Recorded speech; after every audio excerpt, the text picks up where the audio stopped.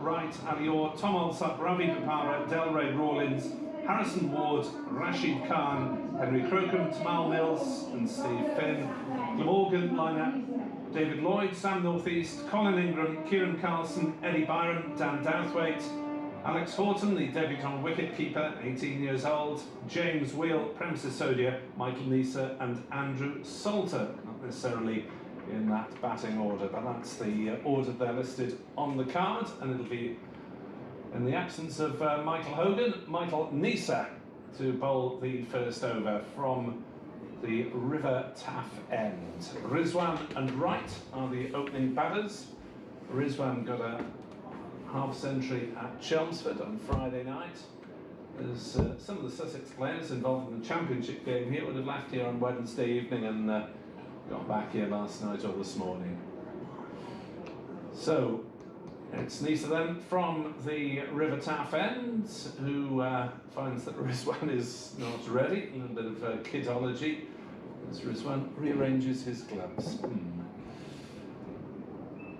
He looks around the field. Yes.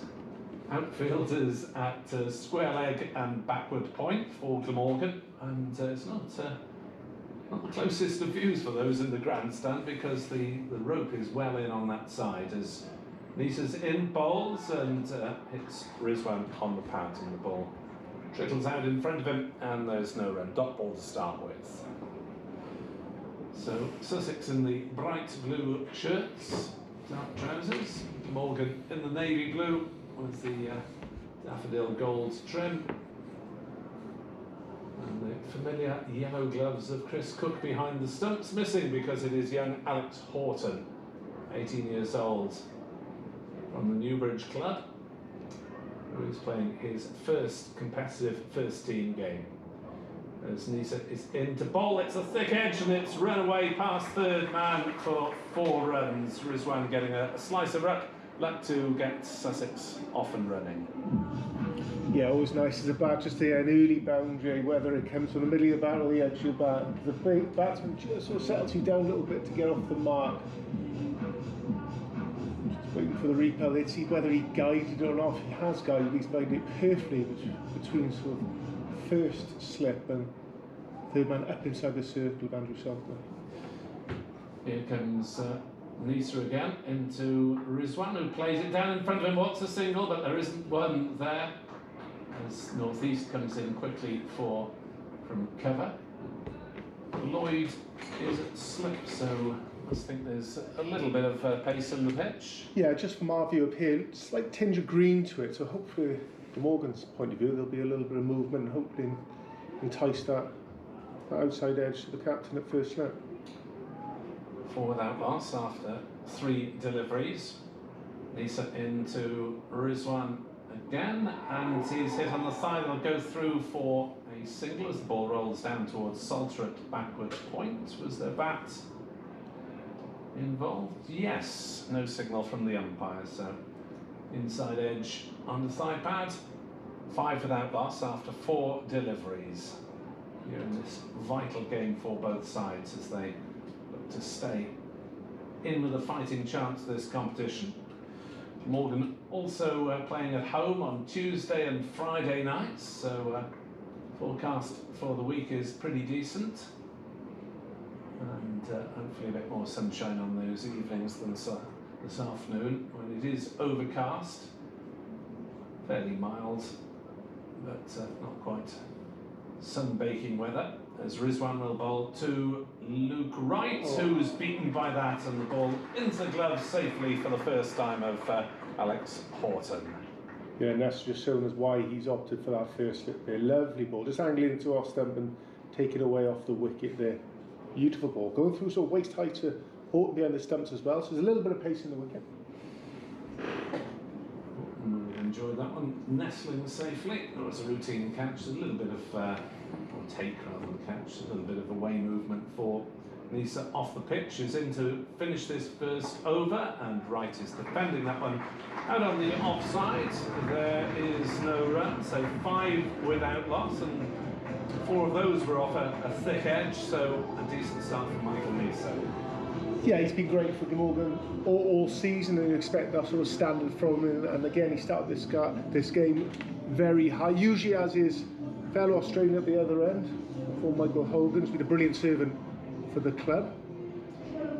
This is interesting. It looks as though they're going to switch to spin in the form of Sisodia, who was bowling in the power play quite a lot last couple of years, but not so much this year. Yeah, I think with the introduction of Hogan being absent from the team for 2 years, they've gone back to their old plan. Worked reasonably well last year. So there's a bit more responsibility on the bowler, with only 2 fielders outside the inner circle, so it's a bit more pressure. He's got a deep square out, and he's got a long on out as well. They've been up inside on the offside, so I imagine this will be darted into a leg stump quickly. He's taken 7 wickets so far, Sisodia. He's in to bowl, and Rizwan defends back down the pitch, and there's no run. If you are just joining us on BBC Sport Online and on the Glamorgan web stream, the pitch is really as far towards the pavilion as you can play first team cricket. As there's a slog sweep out towards square leg, it should be out, it is out, and Rizwan has gone for 5 straight down the throat of James Wheel, who hardly had to move on the backward square leg boundary. Yeah, comfortable catch for Wheel out there, a relatively shortish boundary. He's probably caught that 5, 6, 7 yards in from the boundary. I can't help but feel Rizwan was just trying to keep that on the floor. I can't believe at one moment that he's trying to take that man out there deep squeeze. Played the shot, got caught, and they started practicing it again, almost suggesting that he was trying to keep that ball on the floor. Unfortunately for him, it carried all the way to the wanted Wheel out there on the boundary row. Sussex 1 down. Should have known that Wheel was out there. He spent enough time looking around the field at the start of the innings. There's a similar position at the other end as well. But, it is Ali Orr who comes to the wicket at 3. So he's usually batted a little bit lower down. But top order batsman in Championship cricket, one of Sussex's many youngsters. And he is a left-hander. So Horton standing up, of course, to the spinner. And Orr might fancy that pavilion side of the ground, which is his leg side. We're going to have an outfielder at mid-wicket and one at long on as well, down in front of the cricket school to our left. As Sisodia bowls to Orr, who gets a thick edge down to short third man, no run. Yeah, or just playing for the spin there, but I think with the pace that Sisodia's bowling at the moment, I can't imagine that that spin out there. Or has got in his favour, he's hitting towards a very short boundary. Sisodia into Orr, is back on his stumps defending. Sisodia can't field, but Ingram is in from mid-off to make sure there is no run. Sussex looking a little bit suspicious, as if they don't quite know what to expect from the pitch, which is fairly greenish. As Sisodia bowls, or back in his stumps, plays into the leg side. They'll take a single, but that will be all, as Wheel is defending the boundary on both sides of the ground. Oh no, who's that? That's not Wheel. Is it square leg? I thought they'd switched him on the far side. But it's the single taken. Sussex 6 for 1. Sisodia then to bowl to Luke Wright. Last ball of his over, just the single off it so far. So Glamorgan will be delighted with that. Can Sisodia get out of his over without a boundary being taken? Right on strike, and he defends that one on the offside. 6 for 1. Single and a wicket in that over. Yeah, really smart over there. You're right, Sussex, it was a very nervous, tentative start for them, I think, with such a short boundary, and what, for me, would be a reasonably quick wicket for a spinner because it's green. I'd be thinking, right, let's go at it. Let's thinking, right, I'm facing a non-spinning spinner, you know. So right, with such short boundary, especially for Orr, left-hander hitting, ball supposedly spinning back into him, icing up that short boundary. I think as soon as the batsman sort of get that first shot in the middle of the bat and the first boundary, all of a sudden you relax a little bit and maybe they'll view this innings slightly differently. But at the moment they look a little bit tentative, a little bit nervous.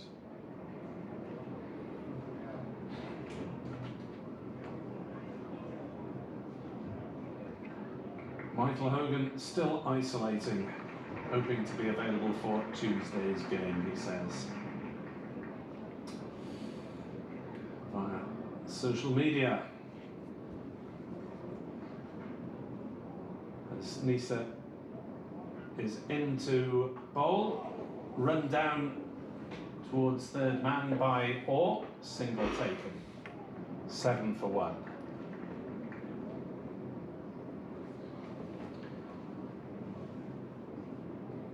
To 2.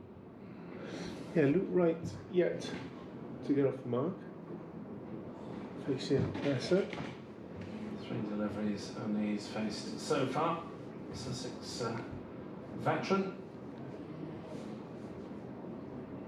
former captain, and has got a century against Glamorgan in this format as Nisa's in. Wright goes down the wicket, swings way over cover, and that one will just about trickle over the boundary. Almost plugged as Wright came down and took the sort of risk that you have to in this form of the game, and got enough bat on it. Send the ball arcing away towards backward point for 4. Yeah, just giving himself a little bit of room, trying to open up that offside field, and looked like a bit of top edge there, flying over point and trickle over the. We say trickle over the boundary, almost went for 6. Trickle over, plugged. Almost plugged as well, though, yeah. Isn't it? In comes the next delivery from Nisa, and that's run down to short third man, but fielded by Salter, and there's no run.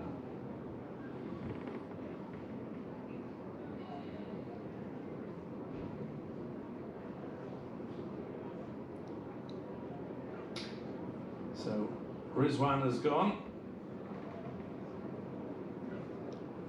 or on 2, Wright on 5. We're halfway through this third over here on BBC Sport Online as Nisa bowls. Again, run down towards third man. Salter with a diving stop, but it was some way to his right, and Wright's able to go through for a comfortable single. 12 for 1, Sussex in this third over. So 2 boundaries so far, and one of those was off a thick edge. So Glamorgan will be relatively satisfied with proceedings in the first 10 minutes of this game. Here comes Nisa again. Bowls him! As Orr was trying to chop that one down, I think, towards third man again, but the pace was a little bit too much for him. And Nisa has his first wicket, and Sussex are 12 for 2 in the third. Yeah, Nessa just looking to bowl across the left-handed batsman. I was just looking at the replay here, and it looks like it's sort of pitched sort of middle of leg and actually cut across and hit the top of off stump. What a delivery from the overseas. Wonderful start for him. Yes, you got the feeling that that was a shot that probably shouldn't have been tried against a bowler of Nisa's quality. I think he was trying to run it to third man just to... Yeah, he sort of got a little bit leg side of it and just showed enough for the off stump for Nessa, and he added him to the off stump. A wonderful start. I'm yet to see a shot. I know we're sort of almost three overs into this game, but I'm yet to see a shot from the Sussex batsman of any authority. I mean, we've seen an edge, we've seen a sort of top edge just looped over for 4. I'm yet to see any sort of control whatsoever yet from Sussex. Trying to get a grip on this game. Glamorgan well in front. Sussex 12 for 2.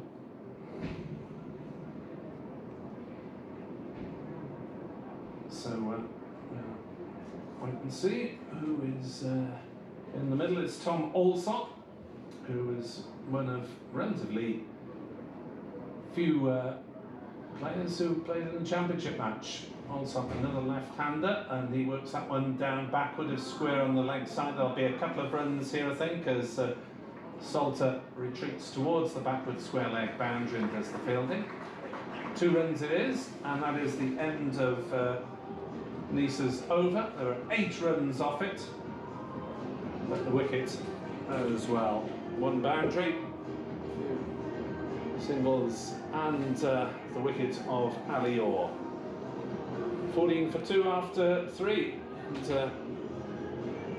Glamorgan's decision to put Sussex in seems to be virtually the default these days, doesn't it, Mike? Yeah, I think not actually sure what Wicket's going to do.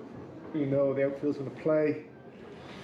The conditions might change as the day gets on, so yeah, not sure. Right, we'll have a bit of a ball.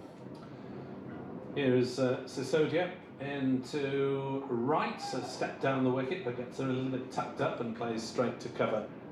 And there's no run. So Glamorgan using both bowlers for at least a couple of overs as Sisodia fires that one in, and Wright just turns it away towards mid-wicket. Wheel with the fielding, single taken.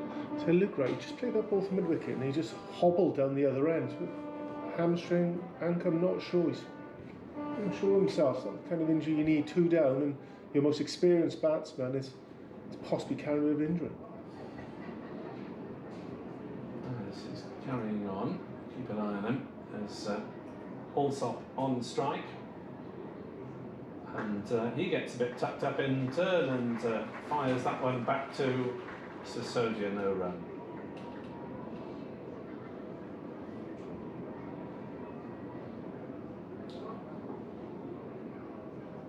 In comes Sisodia's next delivery. Reverse sweep is completely mistimed by Allsop, and the ball just dribbles out in front of him. Yeah, you can understand why the man inside this, all inside this on the offside, trying to get the ball in the gap. Beats them, it's 4 runs. Next one chipped away on the leg side, but just a single out towards mid-wicket.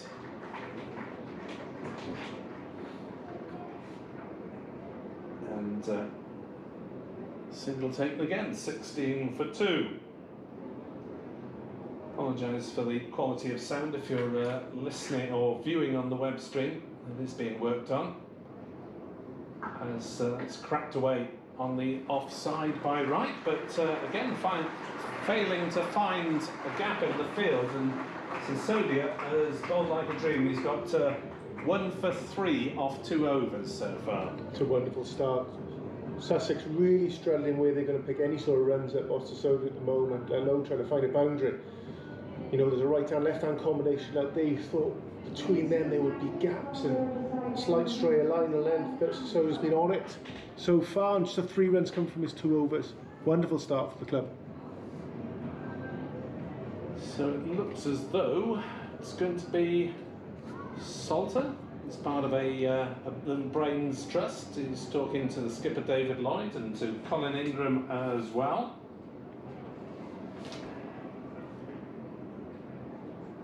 As Salter will be bowling his first delivery to left-hander Tom Allsop. Morgan going back to the spin overload of the first few overs that they've had in previous years. So that's driven down the grounds, but not quite timed by Allsop. It's a comfortable single up to Nisa on the edge of the circle at mid-on. So that takes Sussex on to 17 for 2, having been inserted by Glamorgan. Salter to bowl to Luke Wright. The outfielders are at long on and at mid-wicket, but that's down the leg side from Salter and swept away by Wright for 4 runs down towards the indoor cricket school, and something of a gift as Salter just over-pitched there. Yeah, full toss coming from the off, but easy pickings for a player of Luke Wright standard.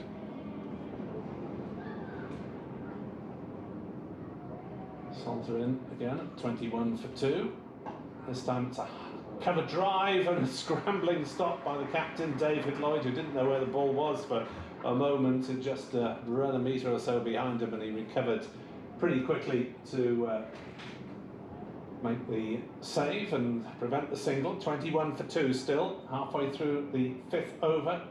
Salter to right, who drives into the covers. Oh, Lloyd's parried that one towards mid-off, who was going the other way, so they managed to take a single.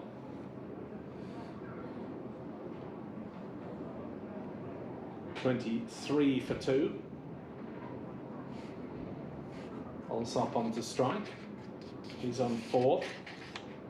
Right on 11. Next ball from Salter, clipped away on the leg side by Allsop, and the single taken out towards mid-wicket. 23 for 2. Allsop 5. As here's Salter again from the River Taff end. Still cloudy afternoon, pleasant enough conditions. Salter in bowls, right, gives them the charge, drives towards mid-off. Fielded by Ingram, backpedaling on the edge of the circle. So the one boundary really let Salter down in that over. It's gone for 8 in the end, and Sussex 24 for 2 after 5, but Glamorgan still in the driving seat at the moment. Yeah, you've got to remember with Salter, I know he's gone for 8 runs there, but still within the power play, so it's got one boundary sort of messed up his figures there, but still a reasonable from Salter. Change of bowling here, so you'll see he's taking a break there, he's supposed 2 overs to 3 runs, picking up the 1 wicket, and they've changed for the medium quick bowling of Dowthwaite from the Cathedral Road end.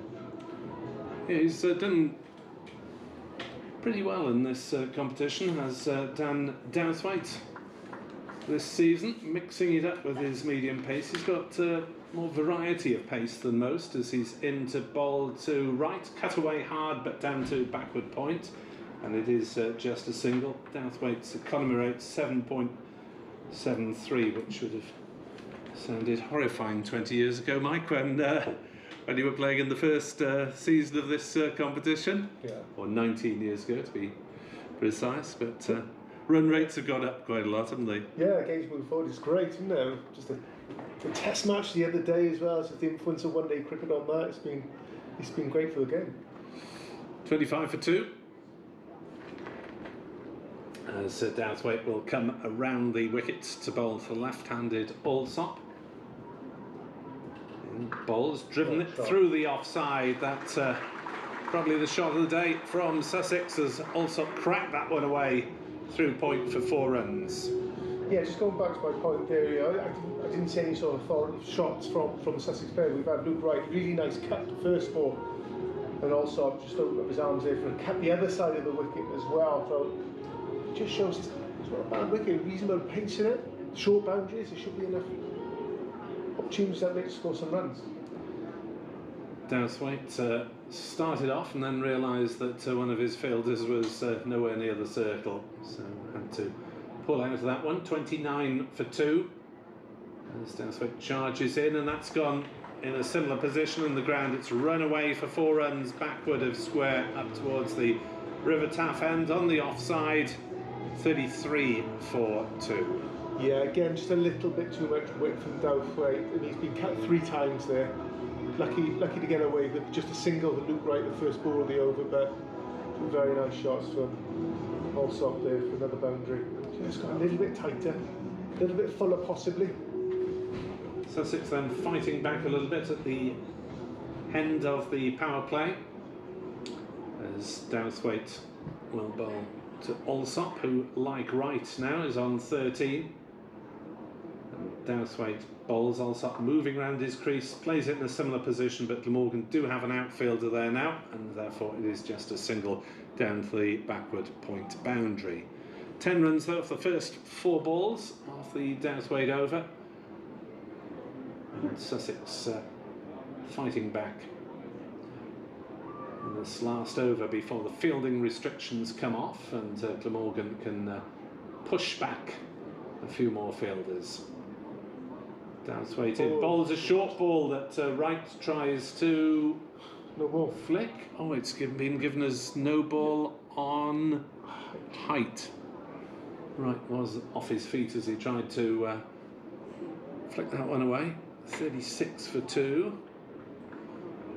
Thought initially with the naked eye that it looked like a decent delivery, but watching the replay, it was just that little bit too high. There's Dowthwaite bowls, dot ball, right, pushing out on the offside, no run. Dowthwaite being timed at nearly 79 miles an hour for that one. 36 for 2 then, Sussex, having been put into bat here on BBC Sport Online and on the Glamorgan and Sussex websites. Welcome along wherever you're listening or viewing, as Dowthwaite bowls down leg side. That'll be called a wide, and he's struggling a bit in this over. So 37 for 2. Extras and a couple of boundaries. 13 off already, and he's still got the finishes. Still hit his economy rates this over. Last ball is played backward as square on the offside. Single down to backward point. 38 for 2 at the end of the power play. Sussex getting 14 off that over, but 38 for 2 in the power play. You'd probably just say that was slight advantage Glamorgan, Mike, or not? No, yeah, I think Glamorgan are reasonably well on top. I think I probably would have stayed with the spinners for slightly longer if I was captain out there. I think they've gone quite nicely and kept them very quiet. Dowthwaite little bit loose with line and length in his first over, so it just shows if you're slightly off on this wicket, there's opportunities to score. It's James Wheel then, medium fast, and struggling a little bit in this competition, just the 1 wicket and economy rate of 8.88, but staying in the side following the illness to Michael Hogan. And we wish Michael all the best in his recovery, hopefully, over the next couple of days. As Wheel comes, dashes in towards us, bowls to right, who cuts. And might have found a gap there. Dowthwaite has got a long way to go and won't make it. It's run away for 4 runs. 42 for 2, Sussex. Yeah, he's found that out very nicely. Look right, any width, and he's really onto it today. Just coming straight, go as straight as you possibly can. We'll get him hitting you straight down the ground. Any cuts and pulls, he jumps on that really quickly. We've seen over the years. Not a great season so far, averaging just 16 and a strike rate of 128, but has built nicely today, as that's again short outside off stump and smashed away for 4 runs, and that was far too short and wide. That's an absolute gift for any batsman. And look right, that's a really strong area for him to hit. He had enough time to actually pick it up and over now and point there. So 2 balls, 2 fours, 2 cuts. Change of plan. Sussex fighting back in style. Allsop and right after a quiet start, really getting going. As Wheel into bowl. Oh, he's almost played on there, right. He's wanting to know whether to set off for a single or boot the ball away from his stumps, and in the end neither happened. Nice, a little bit straighter, wasn't it? A little bit fuller, a little bit straight there. James Wheel, the former Durham player, heads back into the distance at the River Taff end. A little bit of a cool breeze blowing into our commentary box. As Wheel will come in and bowl to right, who again cuts, but that was a better length, and there's a bit of protection there on the boundary now. Single taken. 47 for 2.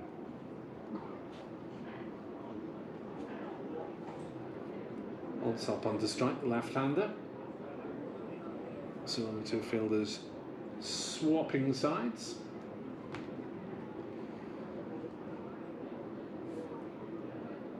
Allsop on strike, 14 not out.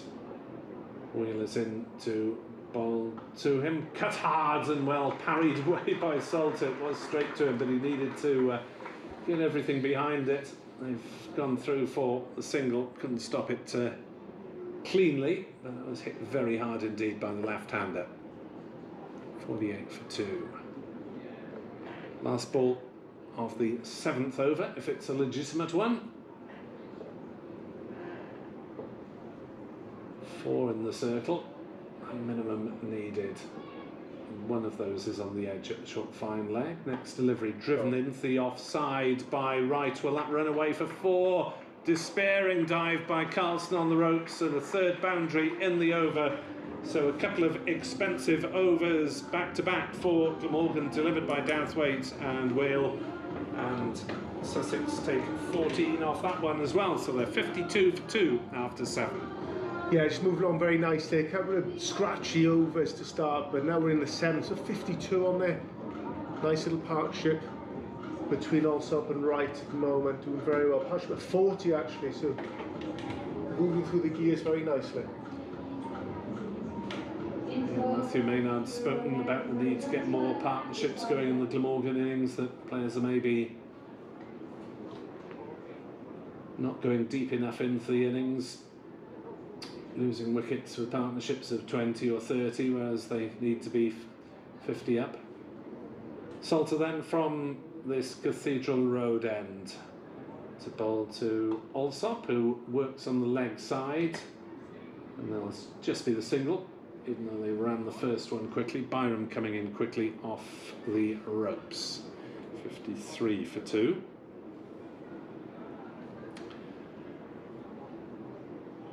Alsop to 16 not out. Important game for both sides then.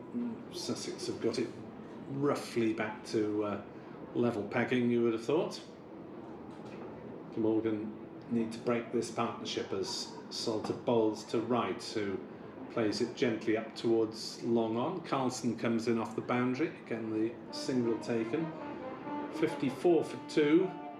Just a little surprise as Carlson gets a ticking off from the umpire for throwing the ball into the turf. Sorry, ump, won't do it again until next time. To rough it up a bit.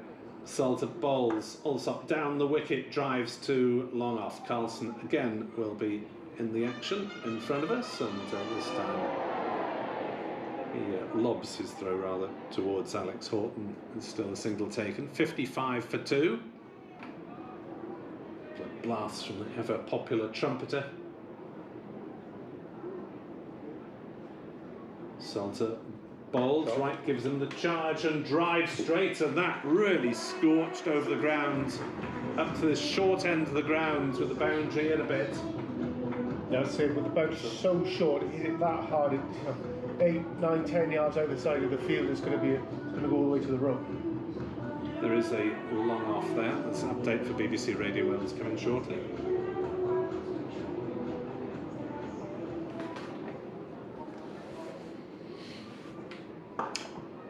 59 for 2 Sussex in the 8th over, fighting back after a slow start. Glamorgan taking a couple of early wickets, one apiece for Prem Sisoja and Michael Nisa after putting the visitors into bat. An important game for Glamorgan as they look to keep their hopes alive in this competition. Wright is 33 not out, Alsop 17 not out. A good partnership from these two has brought Sussex back into the game, and we're roughly level pegging at the moment, you'd have to say. Sussex are 61 for 2 in the 8th over. At the end of the 8th over, to be absolutely precise. 5 singles in the boundary off the Salter over, so 9 off. 61 for 2 after 8. Again, look right gingerly running for that single there as well, sort of hobbling across the crease slowly, but there's no call for any sort of runner. Whether he's brought an injury into the game, I'm not sure, or maybe he's of an age, who knows, maybe I'm being unkind. 61 for 2. I don't think he's at the stage yet where you're always hobbling or always feeling I'm not far away myself. David Lloyd is into the attack as Glamorgan's 6th bowler, as he takes over from the River Taff end, and Alsop drives his first ball on the leg side. They might push for 2 here up towards long on. Ingram comes in, fires his throw into David Lloyd, and they decide against, well, Luke Wright has reached the geriatric age of 37. Don't know how he gets out of bed in the morning. 62 for 2. I think this is good from David Lloyd bringing himself on here. Obviously, a different angle from James Wheel. Different height, more skinny, slightly fuller of length. I think that probably requires it on this day. Lloyd into bowl, cut between point and third man for 4 runs by Luke Wright. Well, those are 2 of the infielders up in the circle. There isn't any protection in this area of the ground, and at the moment Wright is showing all his skills by placing his shots very nicely as well as timing them. He's just sticking it outside, didn't he? He has to do both full and straight, and he's both short and wide. It's obviously not part of the plan of the field that he set there, so he'll be disappointed with that delivery. 66 for 2. Right, 37 off 26. Morgan skipper Lloyd in towards us and bowls, and that's down leg sides, didn't touch anything on the way through, wide given. Just fractionally outside the body. You have to think that's a cruel law. Absolutely anything that passes behind the batsman's bottom. Lloyd bowls again, that's again cut, and again just wide of third man. A despairing dive by Dan Douthwaite, 4 more runs, and Glamorgan are leaking boundaries all over the place at the moment. Strong area for Luke Wright there. A lot of pressure on the bowler, and Lloyd's gone, right, I've got to bowl tighter, bowl straight, and ends up down the leg side, overcompensates the next ball and reverts back to short and wide, and Luke Wright pounces on that, gets another boundary. 71 for 2 on Sussex. Wright leading the charge. All Glamorgan's infielders are on the offside. There's just one sweeper behind them. As Wright didn't know much about that one, as he tried to just defend it away and think about a quick single, but didn't know where the ball was, and Horton was out from behind the stumps to collect. David Lloyd running back to his mark, and comes in around the wicket, and Wright plays it to Saltrop, backward point on the edge of the circle, a single taken. 72 for 2. 11 off this over, so Sussex have had 14, 14, 9, and now 11 with the ball to go. And Glamorgan, with a left and a right hander at the wicket, are having to run between deliveries. As that hits Alsop on the pads, they think about a leg by. It's a much needed dot ball. We haven't had any of those for a couple of overs for Glamorgan. 72 for 2 off 9 are Sussex. Yeah, it's 11 runs coming from Lloyd's first over there. I felt there was more come from that, so actually he's done reasonably well to get up with just 11 from here. Change of bowling, I think, from the Cathedral Road end. Sodia might be back on to carry on his spell. Just 3 runs coming from his 2 overs so far, 1 wicket, excellent start for him. Sodia wearing the shades, completely unnecessary. That's the glare, probably. Not quite sure where from. 72 for 2 at the start of the 10th, so heading towards the halfway mark of this innings as Sodia bowls to Wright, who's back into his crease, plays it down into the ground on the offside single. 73 for 2. Shades, could wear the shades. Superstitious bench cricketers. If it works once, they'll carry on doing it, who knows. Are you a big shades wearer, Mike? No, I dropped the catch much, but then they're warm again. Sodia to the left-handed Alsop, who swings away on the leg side and is dropped at mid-wicket. That one really should have been taken by Byram, who got reasonably comfortably to it. You're being kind, that was straight at him.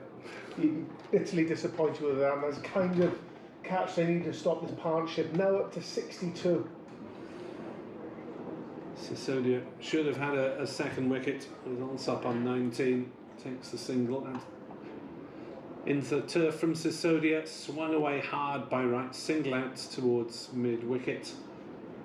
75 for 2.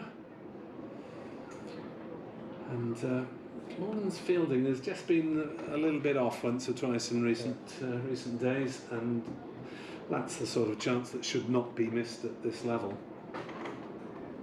or indeed at decent club level. Sodia to Alsop, gets him a bit tucked up, playing it out to Byram again, on the ground this time. 76 for 2. Sisodia rattling through his overs quickly, not allowing the batters to settle. And he's right, steps back and tries to force, but back to the bowler. No run. So just singles in this over so far. Can Sisodia avoid giving away a boundary? Last ball of the 10th over, as this is turned away neatly on the leg side down towards backward square, but again it is fielded by North East. 77 for 2 at halfway with 2 well set batsmen. How do you see the match situation, Mike Powell? Yeah, I think Glamorgan have bowled very well at the start. I think obviously these drop catches, slight misfields aren't helping their cause at the moment, trying to break this partnership with Luke Wright. As you know, destructive he's been over the years. He's been striking the ball nicely, but he is running very gingerly between the wickets. May that be a problem? Why he just go out to all hitting zone if he is struggling that much? But another 4, 5, 6 overs of Luke Wright could end up being a reasonable score here.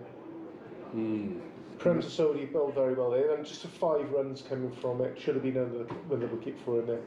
Been excellent so far today. Luke Wright, a man who made 101 appearances for England in the 2 white ball formats between them.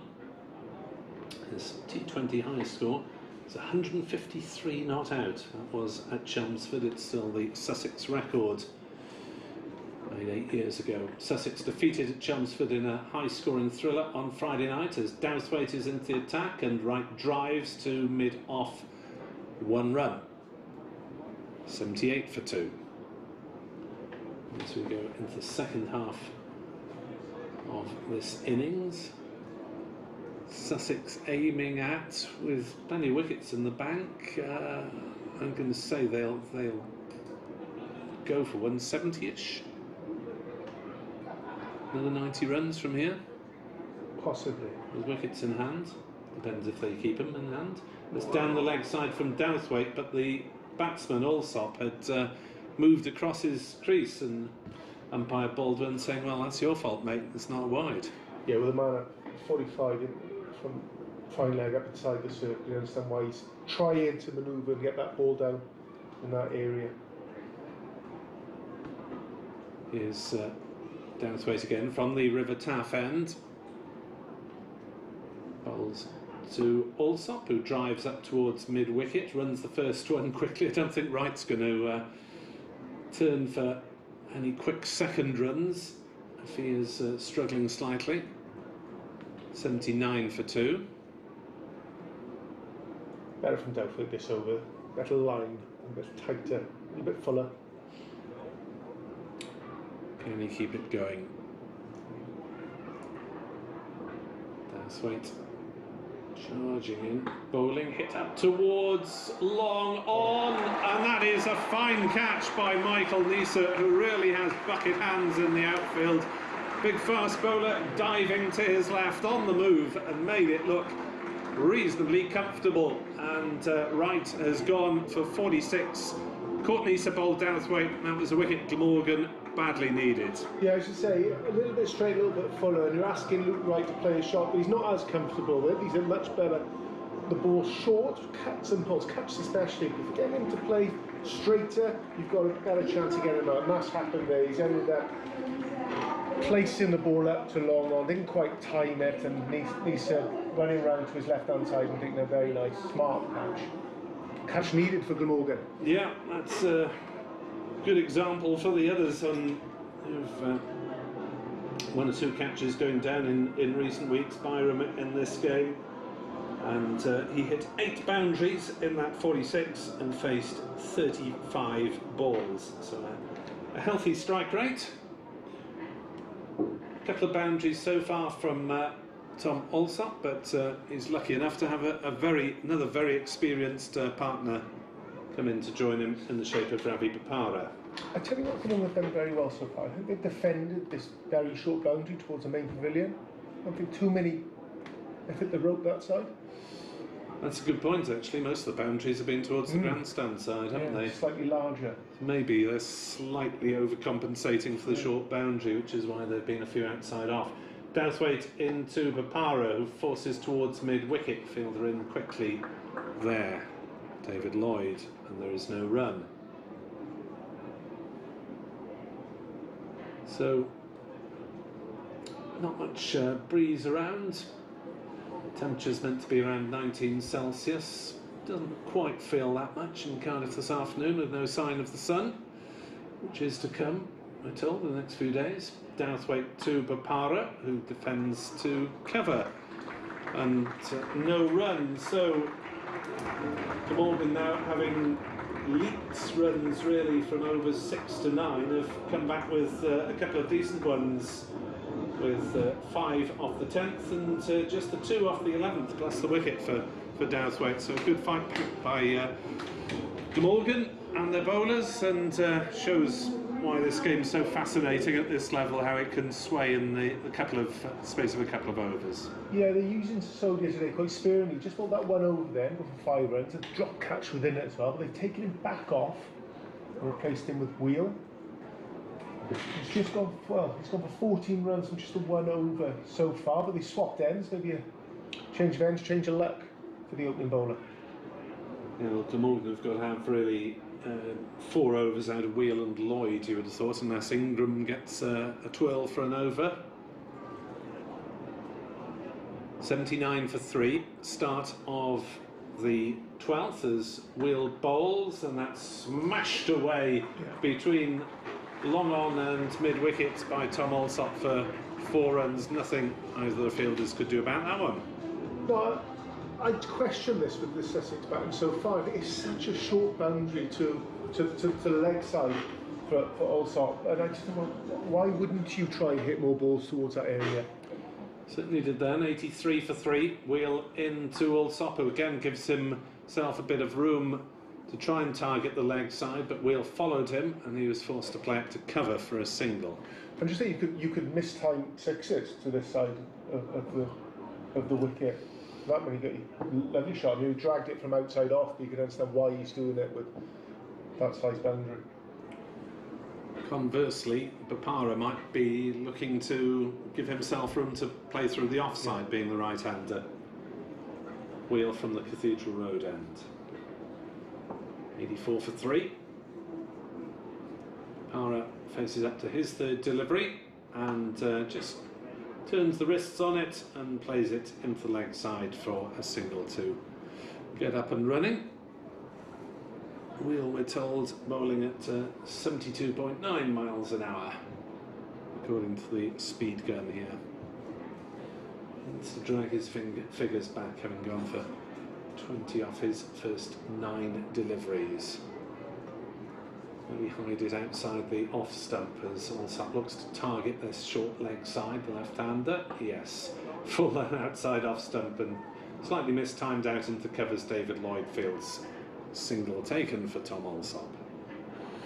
He's really an excellent nick in this competition. Not maybe one of Sussex's biggest names, but he's got a batting average of 53 and a strike rate of 169 per 100 balls. So he's out shooting even the likes of Rizwan at the moment. Demonstrating excellent form. Here's Wheel to Bapara, and it's outside off stump, hit away through the offside. That should be fielded, and it is picked up by Nisa on the cover boundary. Single taken. 87 for 3. And Michael Nisa, you don't associate big burly fast bowlers necessarily with being among the team's best fielders, but he's picked up a neat run out down at Hove, and another one since with rocket throws, and has caught everything in his direction. As Wheel bowls full outside off stump. Is that wide? Not quite, because Alsop had moved towards the off stick. So Wheel salvaging that over really. 8 off in the end despite starting with a boundary. Yeah, a reasonable over from Wheel there. plan out there at the moment. All subs going well. He's just starting to time the ball quite nicely. He's up to 28. Mohammad just found himself in the crease. I think Mohammad will probably just try and get also on strike as much as he can at this stage and slowly buy himself a little bit of time, and maybe the last sort of 5 overs might be Ravi Bopara's, but at the moment you'd like to get also on strike as much as he possibly can. Batting to come, Delray Rawlins and Harrison Ward. Rashid Khan playing his second game back in Sussex colours after the IPL. Got a bit of stick at Chelmsford, 1 for 42 in the first bowler, but he was just off the plane apparently. As Nisa bowls and driven by Bopara, but a little bit tucked up and northeast with the fielding at cover. Then so Rawlins, Khan and Ward, and then the tail really, Crocombe, Mills and Finn. As the ball back in Nisa's hands. He's bowling his third over, and short down the leg side, that will be called a wide. Just slipped a little bit, I think, from Michael Nisa there. So Glamorgan will have probably 2 more from Salter, 2 more from Dowswell. They'll definitely have 1 more from Sisodia, who's been Glamorgan's standout so far, and 1 for 8 off 3 overs. And 1 more from either Wheel or Lloyd or Ingram. 13th over in, Nisa bowls and Bopara tries to flick on the leg side, is hit on the thigh, goes through for a leg by. 89 for 3. Bopara, he knows what he's doing because he's played so many of these games over the years, but a relatively slow start from the captain, the former Essex player. Strike rate of 126 in the competition this season, batting average of 24. Let's even shift a couple of fielders round, make sure. Oops, now they've got 5 in the circle, which they don't need. Oh no, 4 it is. Sorry, chopped away on the offside. Short ball, Alsop got underneath it and placed it nicely over backward point for 4 runs. 93 for 3. Nisa just trying to dig it in this over. Yeah, good shot from Alsop there. He's given himself a little bit of room and having that ball up over point. I think what Ness was trying to get out there was trying to get everyone out on the leg side. I think he was looking to go short, maybe pick up a single on the leg side, but good batting, give himself a little bit of room. Players back for the hook. This is full length ball driven by Alsop, but a sliding stop by David Lloyd, and slightly slow delivery from Nisa at 71 miles an hour. Well stopped by Lloyd, who flung himself at that one. Football midfielder sliding into a tackle. Describes himself in his Twitter bio as midfielder with Glamorgan. As third man is now brought up into the circle, but also plays it away on the leg side. Will take the single down to Salter at square leg, sending a pigeon fluttering away. 94 for 3, 7 off this over so far.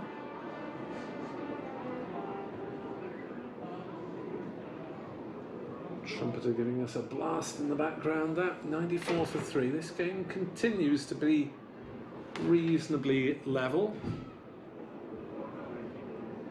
As Nisa into Bopara, goes the big shot. He's got right underneath it and could be caught at deep mid-on, and is caught at deep mid-on as James Wheel getting underneath it.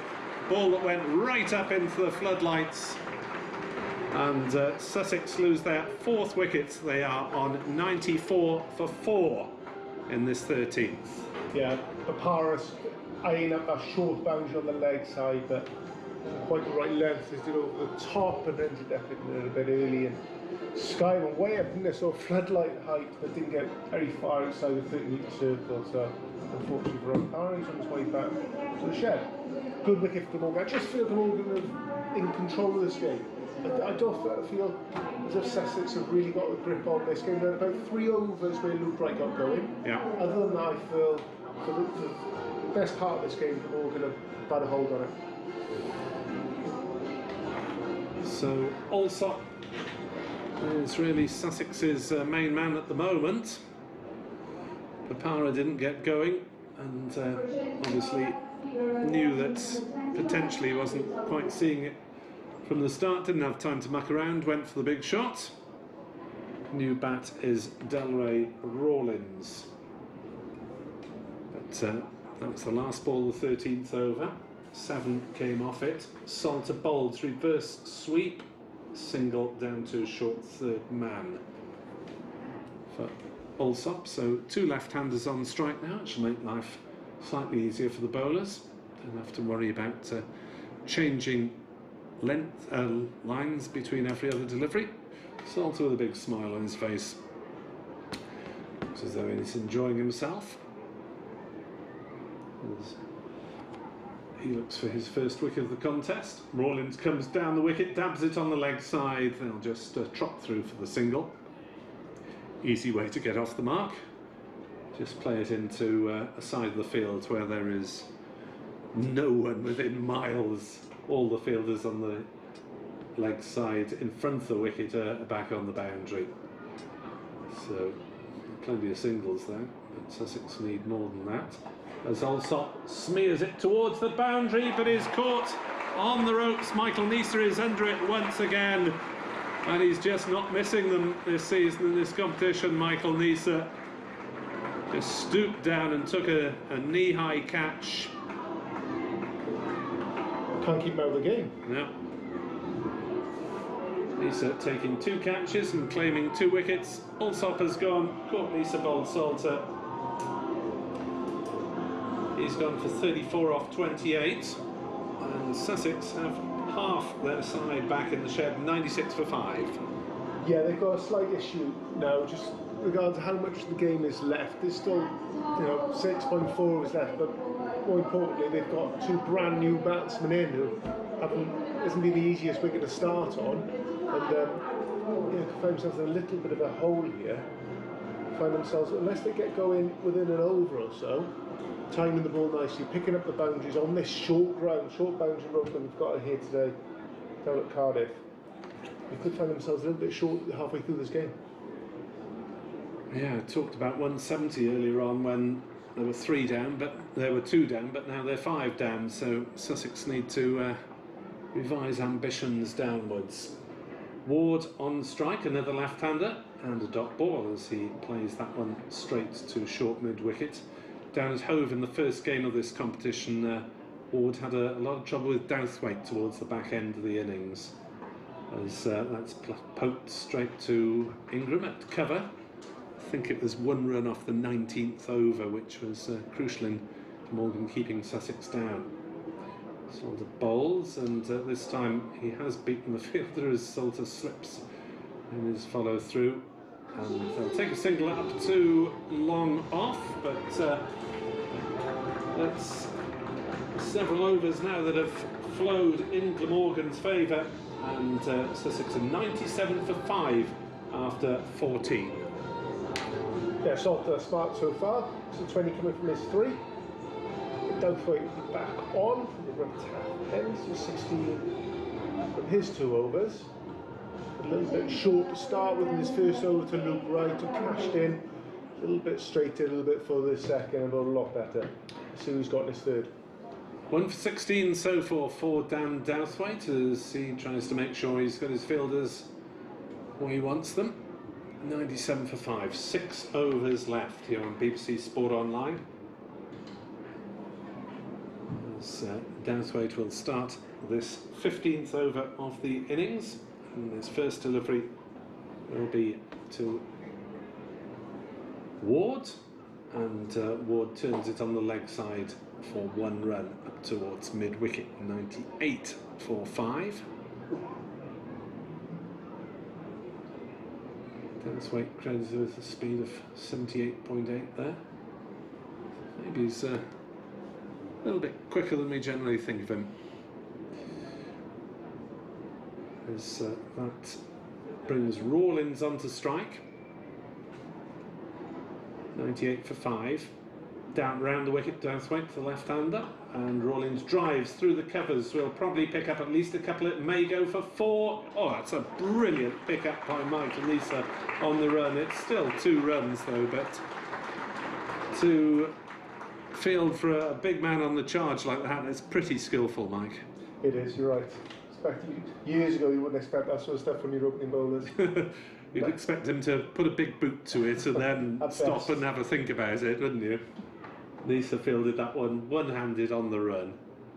100 for 5. Dowthwaite in, driven again into the covers, but this time it's straight to Nisa, and Rawlins will just pick up a single, the Bermudan international, Delray Rawlins.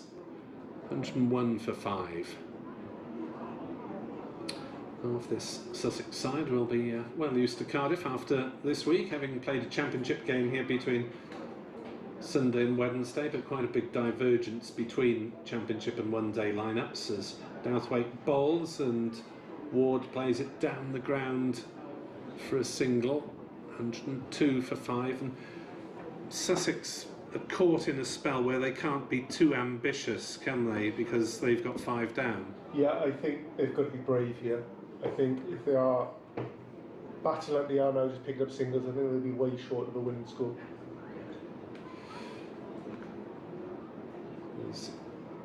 Dowthwaite is into bowl, hammered straight at it off and no run. Rawlins actually timed that one too well because it really flew off the meat of the bat and straight to wheel, and they didn't run for it. Run rate just dropping below 7. It's light with these boundaries. It's a good wicket, it's not spinning, it's not really seaming. It's a good pace. Dowthwaite's in again. Bowls outside off stump. Rawlins had given himself room, and intelligent bowling from Dan Dowthwaite, because he saw Rawlins take a step back towards legs, so he put it a little bit further outside off, and Rawlins couldn't reach it. 102 for 5 after 15. Yeah, just slowly slipped behind it at the moment. Sussex needs a breakaway 5-0 as well. What can we get from the next 5? Can we get 50? Is 50 unreasonable?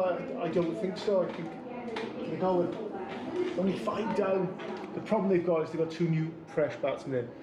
There isn't anyone out there who spent any sort of period of time. We've got another over from Salter from Cathedral Road. Morgan have got Prentice Sodhi's over to come as well. She's bowling very tight, so they're up against it at the moment. Sussex need to break away.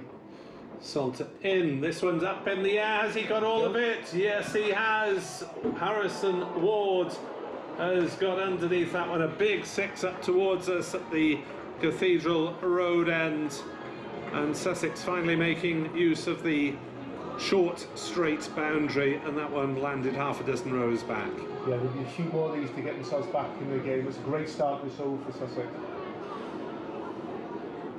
Salter bowls, straight driven. Oh, that looked like a return catch, or was that into the ground? Yeah, that ball. Hit it straight into the floor. Thank you.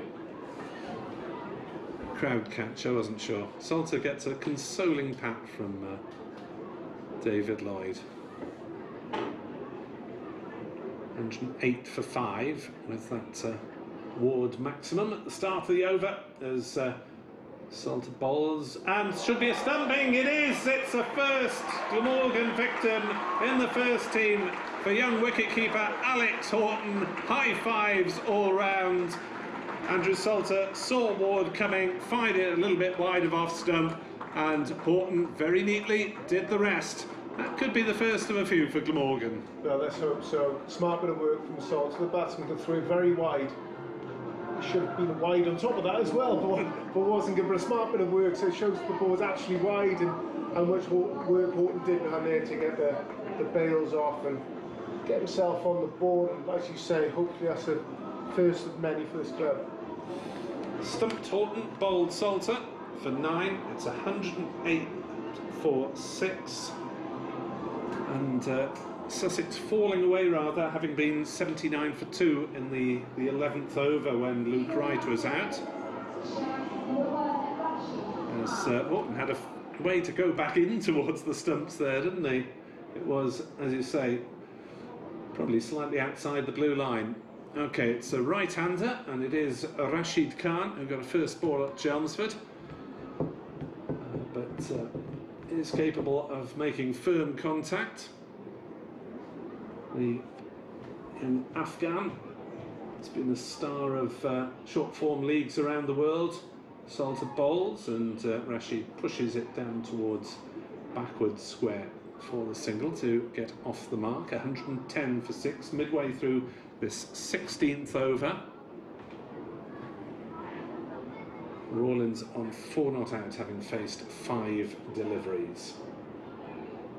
Salter round the wicket for the left-hander, who drives towards long off. Salter gets a fingernail on it, and the ball rolls up towards Carlson. Single taken. Glamorgan will quite happily concede singles for the next 20 minutes or so, if they can keep Sussex in check. Salter bowls, back on his stumps goes Rashid Khan, plays to mid-wicket for a single. So these two just having a little look at it. Glamorgan will be quite happy for them to do so. Last ball of the 16th over. 10 off with the 6 first ball. As there's a bill for LBW. Dot ball as it runs down to third man. Rawlins groped forward there. Didn't know that much about it. 10 off, but 6 of those came off the first ball, and it was a wicket as well. Salter's got a smile on his face again. 112 for 6 after 16, and something of a relief, Mike. We haven't been talking that much about the wicket because we haven't had to. Yeah, I know what you're saying there. In the previous wicket down here again, you said it was Hampshire, wasn't it? With a few balls that scupped along the floor. Need to tune that trumpet. Trumpeter out in the crowd there. I think he seems pretty pleased with himself. About 10 people around him right next to him. Probably aren't too happy. They'll probably ask him to sit down. Scattering rapidly. 112 for 6, Sussex. 4 overs to come. Sisodia, who's been superb so far, will bowl the first of them with a flat delivery that's played on the leg side by Rashid Khan for a single to mid-wicket. Wearing number 1 is Rashid Khan. You need a little bit of confidence, but I suppose he deserves it. Always fun to see his Afghan fan club at Hove. Something of a hero worshipping experience. 113 for 6. Sisodia bowls, hit up in the air, but should get away with it, as that is directly back behind Sisodia, who's desperately turning and sprinting back, and Rawlins gets a single for a ball that didn't even make it out of the circle. Yeah, but in fairness, Rawlins, it's the intent, which I quite like. He's looking to hit the ball as straight as he can, these short boundaries. He's looking for boundaries, which is more than safe for a number of batsmen who's been out there today. Sisodia bowls, and Rawlins is forward defending.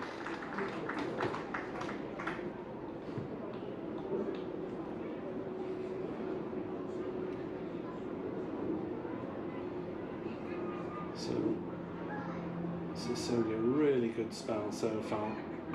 Can it last until the end? Rashid goes for a slog sweep out towards mid-wicket, doesn't quite middle it. Again, the single taken. 2 balls left of the Cardiff spinner's spell. I call him a spinner. Slowish bowler in this competition. Not much spin involved, but a few tricks nonetheless, as that's hoiked up towards long on by Rawlins. All on the ground. It's a single. 116 for 6. Last ball of the 17th over coming up. And Sisodia will bowl it to Rashid Khan, who's defending again. He's played a couple of defensive shots, Rashid Khan, as has Delray Rawlins, and you wonder why at this stage, with just 3 overs left and only 4 runs from Prem Sisodia's over. So that's actually from Prem Sisodia's. Really has just the 12 runs come from his 1 wicket. Could have been 2. That's dropped in the deep. Yeah, it would have been 2 for 11 then, Yeah, wouldn't it's it? great. In fairness, that's a wonderful start for his team today. Kept Sussex well within range at the moment. Glamorgan on top, 6 down, 116 on the board. Rashid Khan will be thinking, well, I can do that as well then. But Sussex don't have Archie Lenham in this side, and they don't have Will Beer in this squad. They've quite often played 2 frontline spinners, but Rawlins will presumably be the backup spinner. As James Wheel will bowl to Delray Rawlins, and 7 not out, and he toe ends that out towards cover. I think if Rawlins had left that, it might have been called a wide, but he went for it. Yeah, I think into a little bit of room and ended up stretching for it. You're right. Or maybe it was just taking a step back. Possibly. 117 for 6. Rawlins to 8 not out. Just got a hold on Sussex at the moment, haven't they? Yeah, they've really put the brakes on after Sussex got to 79 for 2 just after halfway. As that's hoiked down towards square leg by Rashid. Is that one running away? Oh, how have they let that go between them? Got Salt, it looks like northeast out there. And I think they both left it together. yeah, they can wait for each other to take a dive and ended up just nursing the ball through to the boundary. Wheel stood in the middle of the wicket with his hands saying, "What are you doing?" It was closer to northeast, but Salt is the more agile man, perhaps not. Maybe worried about it. Reckon they're white dirty, who knows? Who knows? I'll wash them for you boys. If they were wearing whites. Yeah. It's dark blues, the mud won't show. It's 4 runs to Rashid Khan, rather fortuitously for the batsman, as Wheel bowls up in the block hole, bowled in, yorked him. Second wicket for James Wheel of this season's competition, right up in the block hole. Khan trying to drive was comprehensively yorked, 121 for 7. Brilliant bit of bowling there, perfect Yorker, well deserved. I tell you what, you've got North East and Salter haven't gone in to have a chat with the bowler. they give him a bit of a clap and a thumbs up. Probably not doing any repercussions from the previous delivery. They're standing there 30 metres apart on that leg side boundary. Well done, mate. Well bowled. Yeah, well bowled. Ignore the previous ball, don't worry about that. Yeah, that's like me fielding on the boundary on a hot day. Just have a rest for a minute. 121 for 7, 18th over here on BBC Sports Online and on the Glamorgan website. As, if you're having trouble with the sound on the website, if it's not quite up to on the Glamorgan stream, then try and sync it up with the BBC website and you'll get the best of both worlds then. 121 for 7. New bat is Tamal Mills, and Wheel bowls to him, and Mills plays it on the leg side. There could be 2 runs here, and there are 2 runs as Dowthwaite had a long way to go. In fact, he's flicked it towards Horton, who's taken the bails off, but Mills was safely back for the second, and it's just one of those freak things that happens in T20, isn't it, where you play the ball gently towards a gap. But it's the fielder's job, so North East or Salter, or who have we got? Dowthwaite, they've got to say, right, I'm here to stop the 2, yeah. So I can't stop the 1, but I've got to stop that 2. You've got to judge how far you go back to. If it is dabbed like that, can I still stop that 2 from happening?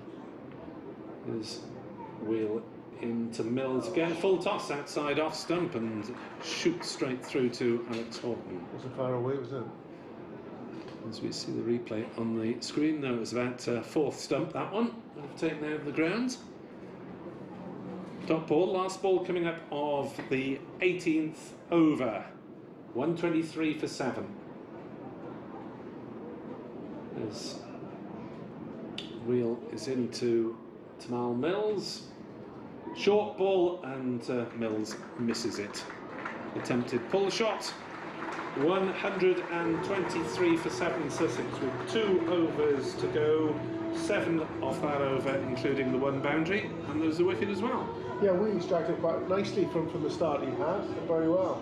Finished with a bouncer there to Mills, and imagine Mills given the chance, that'll come back 10 miles an hour faster if roles reversed. Indeed. So, remaining overs to be bowled firstly by Dan Douthwaite and secondly by Michael Nisa. James Wheels bowled his 3 overs, 1 for 29. David Lloyd bowled 1 over for 11. No Colin Ingram. Sisodio's through his 4, so is Salter, 2 for 30 in his 4, and Douthwaite is into bowl. That's a big, big club up towards long on, bounces off the top of the stand there, and that is out of the ground. Clubbed away by Rawlins for 6 of the best. Lovely shot, that was baseball style, wasn't it? Where he's hit it at the stance he had before he hit it. Wonderful shot. So that what we've had from him so far. He's shown intent. He's hit the fielders quite a lot, but he's looked to hit boundaries. And you keep on going. It's only a matter of time till you find the gap or find the rope. 129 for 7. At the second 6 of the innings, as they umpires select a new ball from the box that Michael Nisa is fielding on the pavilion side boundary, brought out for them. Umpire Baldwin has got a fair way to go now as he moves back into position. 129 for 7. Douthwaite to Rawlins, who tries to repeat it up towards long off. He's hit that one hard as well. That's 4 more. Skimming third bounce into the advertising hoardings, and some good straight hitting from Sussex. 133 for 7 to try and salvage this innings. Lovely shot, that. Same line. Where he struck the ball. A little bit fuller from Douthwaite, but similar result. Rawlins moves up to 18 not out.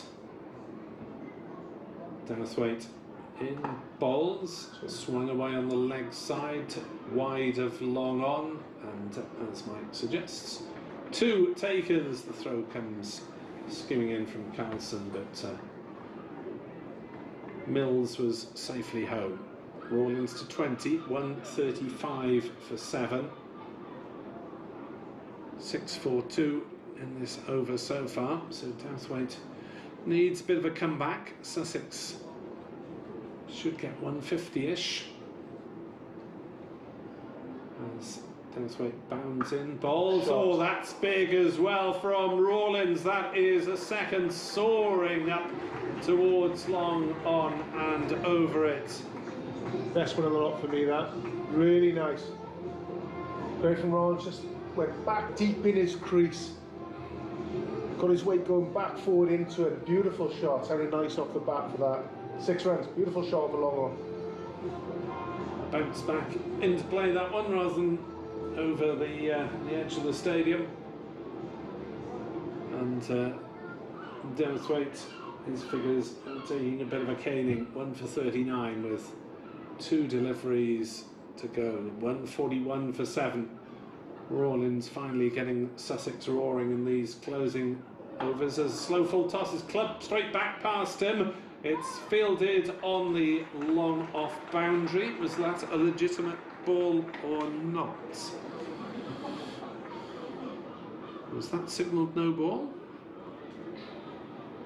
On height? Yes. Yes, free hit. It was, and it is a free hit. Things are getting slightly worse for Douthwaite here. So that's 3 runs off that delivery. 144 for 7. With still the delivery to come, in theory. Yep. 2 balls remain of the over. Do you think he'd meant to bowl a full toss of some sort? No. I think he was going for Yorker. In the end, it was over waist high. Mills is on strike now. As that's fired in at leg stump, and it's flipped, I think, Mills on the boot there and run away to short fine leg. And got away with that, isn't he? Yes, I was about to use those very words, got away with it. Oh, the man up inside the circle of fine leg. Any bat on that would have been a boundary, but nonetheless, dot ball, no balls. Last ball of the over from Douthwaite. As he runs in bowls to Mills, who hits it down into the ground, bounces up towards the bowler who fields in his follow through. Douthwaite chucks the ball down into the turf in frustration, having conceded 21 runs off that over. So that means he's finished with 1 for 42. having conceded 21 off his first 3, 21 off the last, so your figures go from respectable to horrible in the space of 5 minutes. Yeah, but I think what that over did show Glamorgan batsmen, if they're going to take something away from it, that you can strike the ball, you can hit boundaries on this wicket.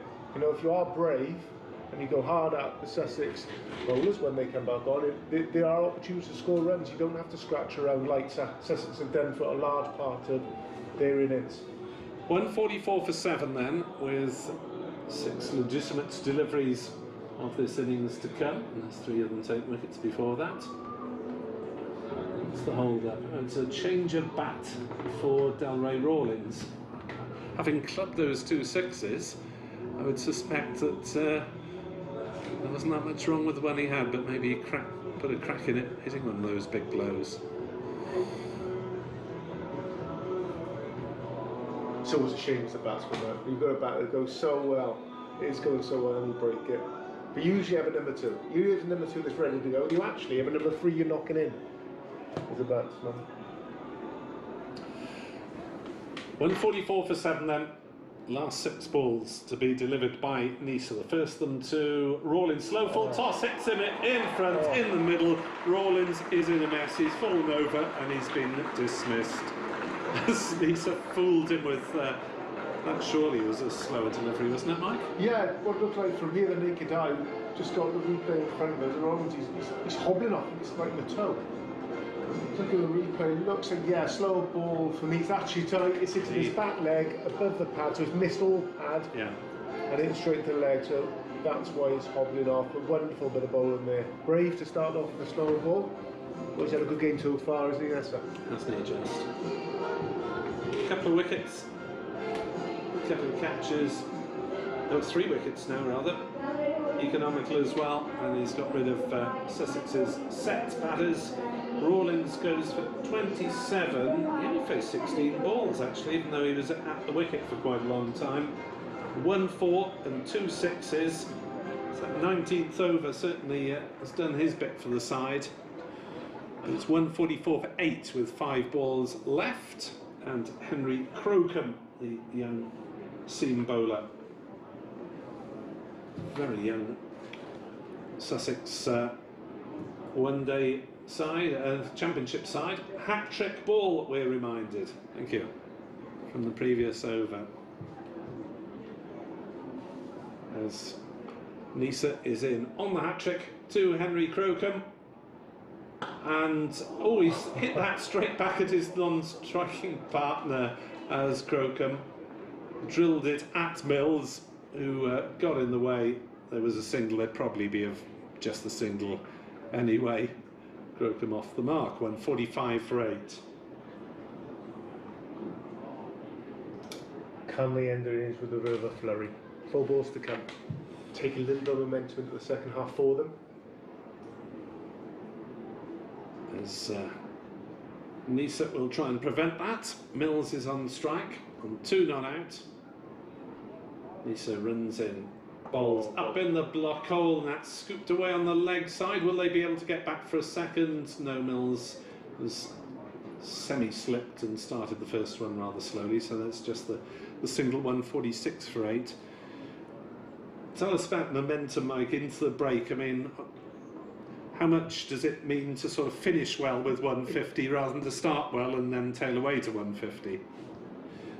We'll answer that after the ball, which is bowled by Michael Nisa. Again, Yorker length, carted away by Crocombe for a single to mid-wicket. I tell you what it does to you, psychologically, what it does to you, if you finish badly, you think, we should have had another 15, or we should have had another 10 more runs, wherever it might be, and you're always, that's in the back of your mind. But when you finish well, you almost sit back and go, right, we can relax a bit here. And then it's weird, when you relax a bit more... We did well to get that. Yeah, you relax a bit more, you actually play a little bit better. 147 for 8, 2 balls left of the innings. Nisa bowls a short one that is... slower bouncer. Through to the keeper. Dot ball. We'll see a lot of that from Mills, who's out there batting at the moment. He's very, very quick, obviously, for his quicker deliveries, and then his change-up is very, very slow and really well disguised at the back of the hand. We'll see a lot of that second half of this game.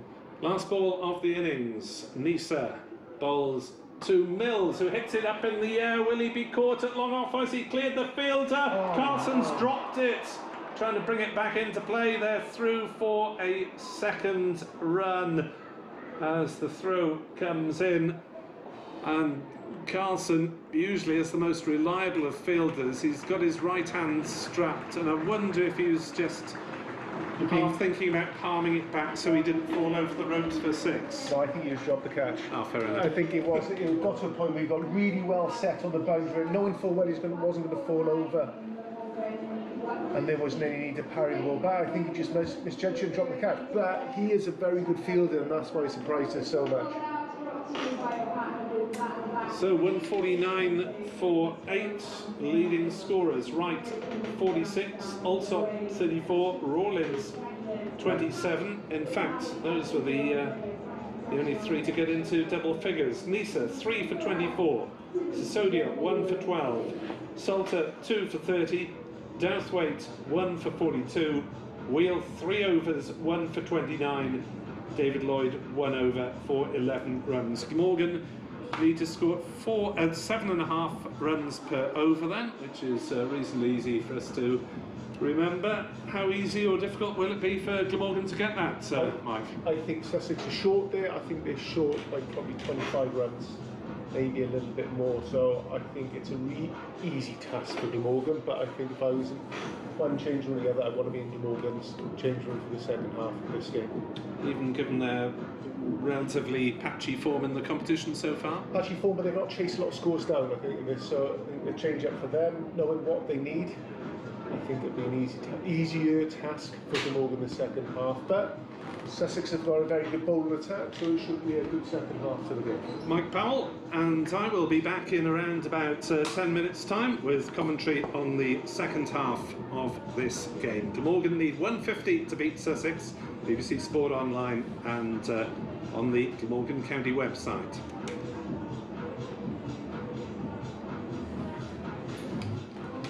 What's the verdict, boys?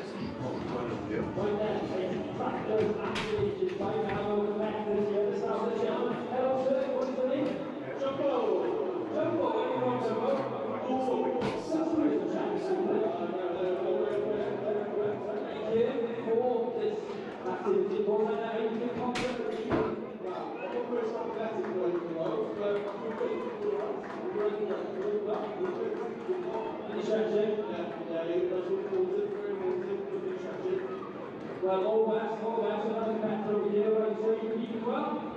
I'm sure. Oh, I'm sure. He's using the talk. How are you doing? No, right? How are you doing? Right, so yeah,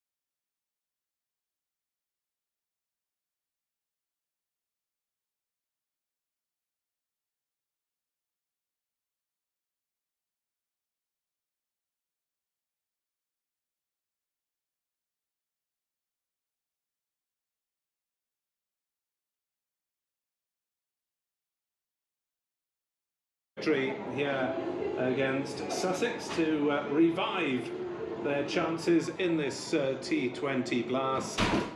And who is going to open up for Sussex? It will be the left arm spin of Delray Rawlins here on BBC Sport Online and on the Glamorgan website. The sound, by the way, is a little bit sharper on the BBC website today. If you can marry us up and sync us up with the view if you need to, as Lloyd plays the first ball from Rawlins to point, and there is no run. 7.5 runs and over needed by Glamorgan. Relatively short boundaries on one side of the ground as Lloyd goes for the sweep shot, misses, and a wide is called. So Glamorgan's tally is up and running with a single from the sundries department. Rawlins bowls, Lloyd pushes forward on the offside, and there's no run. So Glamorgan just with that little bit less pressure, having seen how Sussex have dealt with conditions as Lloyd flicks it away to mid-wicket for his first run, and the first off the bat. 2 without loss. Rawlins has frequently been used by Sussex to open the bowling. So they have their share of pace in Mills and Finn, Crocombe. Rawlins makes sure he's got his fielders where he wants them. Sam Northeast takes guard from umpire Russell Warren, and Rawlins bowls, and Northeast works it on the leg side for a single. So a relatively modest but achievable target for Glamorgan. Let's see how hard they go at these first few overs with 7 fielders up in the ring. Just tucked away by Lloyd for a single out towards mid-wicket. 4 without loss. How far should Glamorgan be looking to hit over the top? Rawlins, I can answer that after this delivery, as the giant form of Steve Finn is brought into short mid-wicket, and back on his stumps goes Northeast. Plays to point, there is no run. 4 for naught after 1 over. How far is the mindset? Right, we've got time to have a look at it, or how far do you think? Right, we can hit over the top and get this innings really ahead of the curve.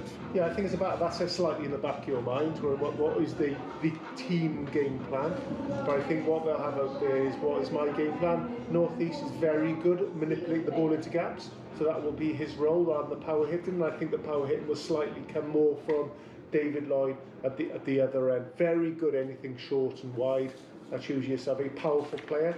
And I think Northeast brings something different to the Glamorgan lineup, which will be a slightly anchoring role where he's manipulating the ball into gaps. Yeah, Northeast strike rate is only 105, but he's got a high batting average of 42, a couple of 60s. And it's Steve Finn, the tall former England paceman, into bowl to Lloyd, who swings at that outside off stump and misses. Has launched the kitchen sink at that one. So Lloyd comes down for a little token prod. Finn from the River Taff end. Still overcast, but still dry, thankfully, after last night's downpours. As Finn is in to bowl to Lloyd, he's got a slip in there, and Lloyd tries to work on the leg side and is hit on the pad. No run. Yeah, David Lloyd just showing his intent in the first 2 deliveries there.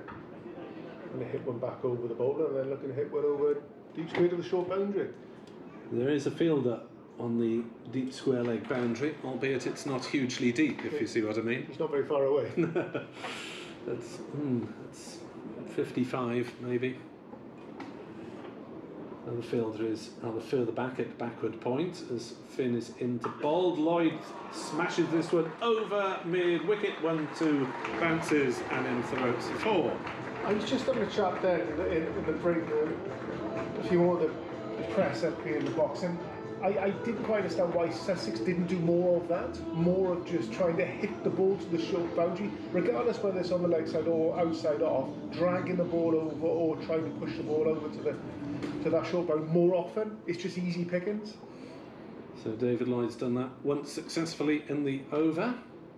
As Finn into bowl, Lloyd drives into the offside, but straight to Rashid Khan to cover. Hit that one quite well, but straight at the fielder. 8 without loss, Glamorgan chasing 150. Experienced man Steve Finn, albeit known slightly more for his red ball rather than white ball exploits over the years. Moved down from Middlesex. As Lloyd gets underneath that one, he's launched it away towards wide, long on. He's got enough on it. It's absolutely plugged. It's come down and virtually stayed where it was. As that shows you how much height was on that shot from Lloyd, and it's 2 runs. It's a nice wedge, though, isn't it? Nice wedge onto the green. Yeah, if he were trying to set himself up for a single putt, that might have been all right. As it was, he was trying to hit a 6 and ended up with a 2. But it was way behind the fielders. 10 for naught. Finn into Lloyd, who drives in his corner cover. Hitting that one head height to Rashid Khan, who clung on to it. Gets the back slaps from Steve Finn. And Glamorgan at 10 for 1 with Lloyd gone for 8. Yeah, it's disappointing for Lloyd there. I think that was actually the ball he tried to keep on the floor. But unfortunately for him, he's straight to Rashid Khan.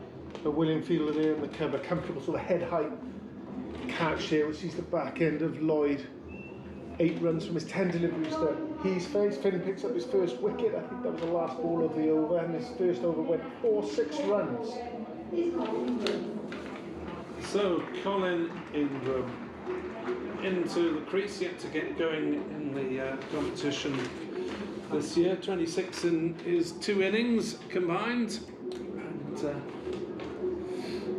well, a few overs of Ingram at his best, and this game might be going decisively Glamorgan's way, but he doesn't always start the quickest. No, he's quite a slow starter. He likes to size up, but all of a sudden he flicks a switch and he makes grounds look very small. And this could be one of them today. I've seen Ingram hit them onto the roof of the pavilion with a bigger boundary than there is today.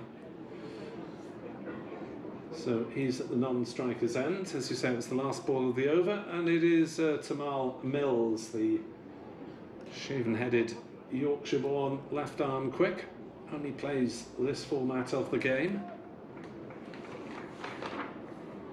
largely due to fitness concerns, but certainly a lucrative way to play the game if you can do it that way. Northeast on striker, 1 not out.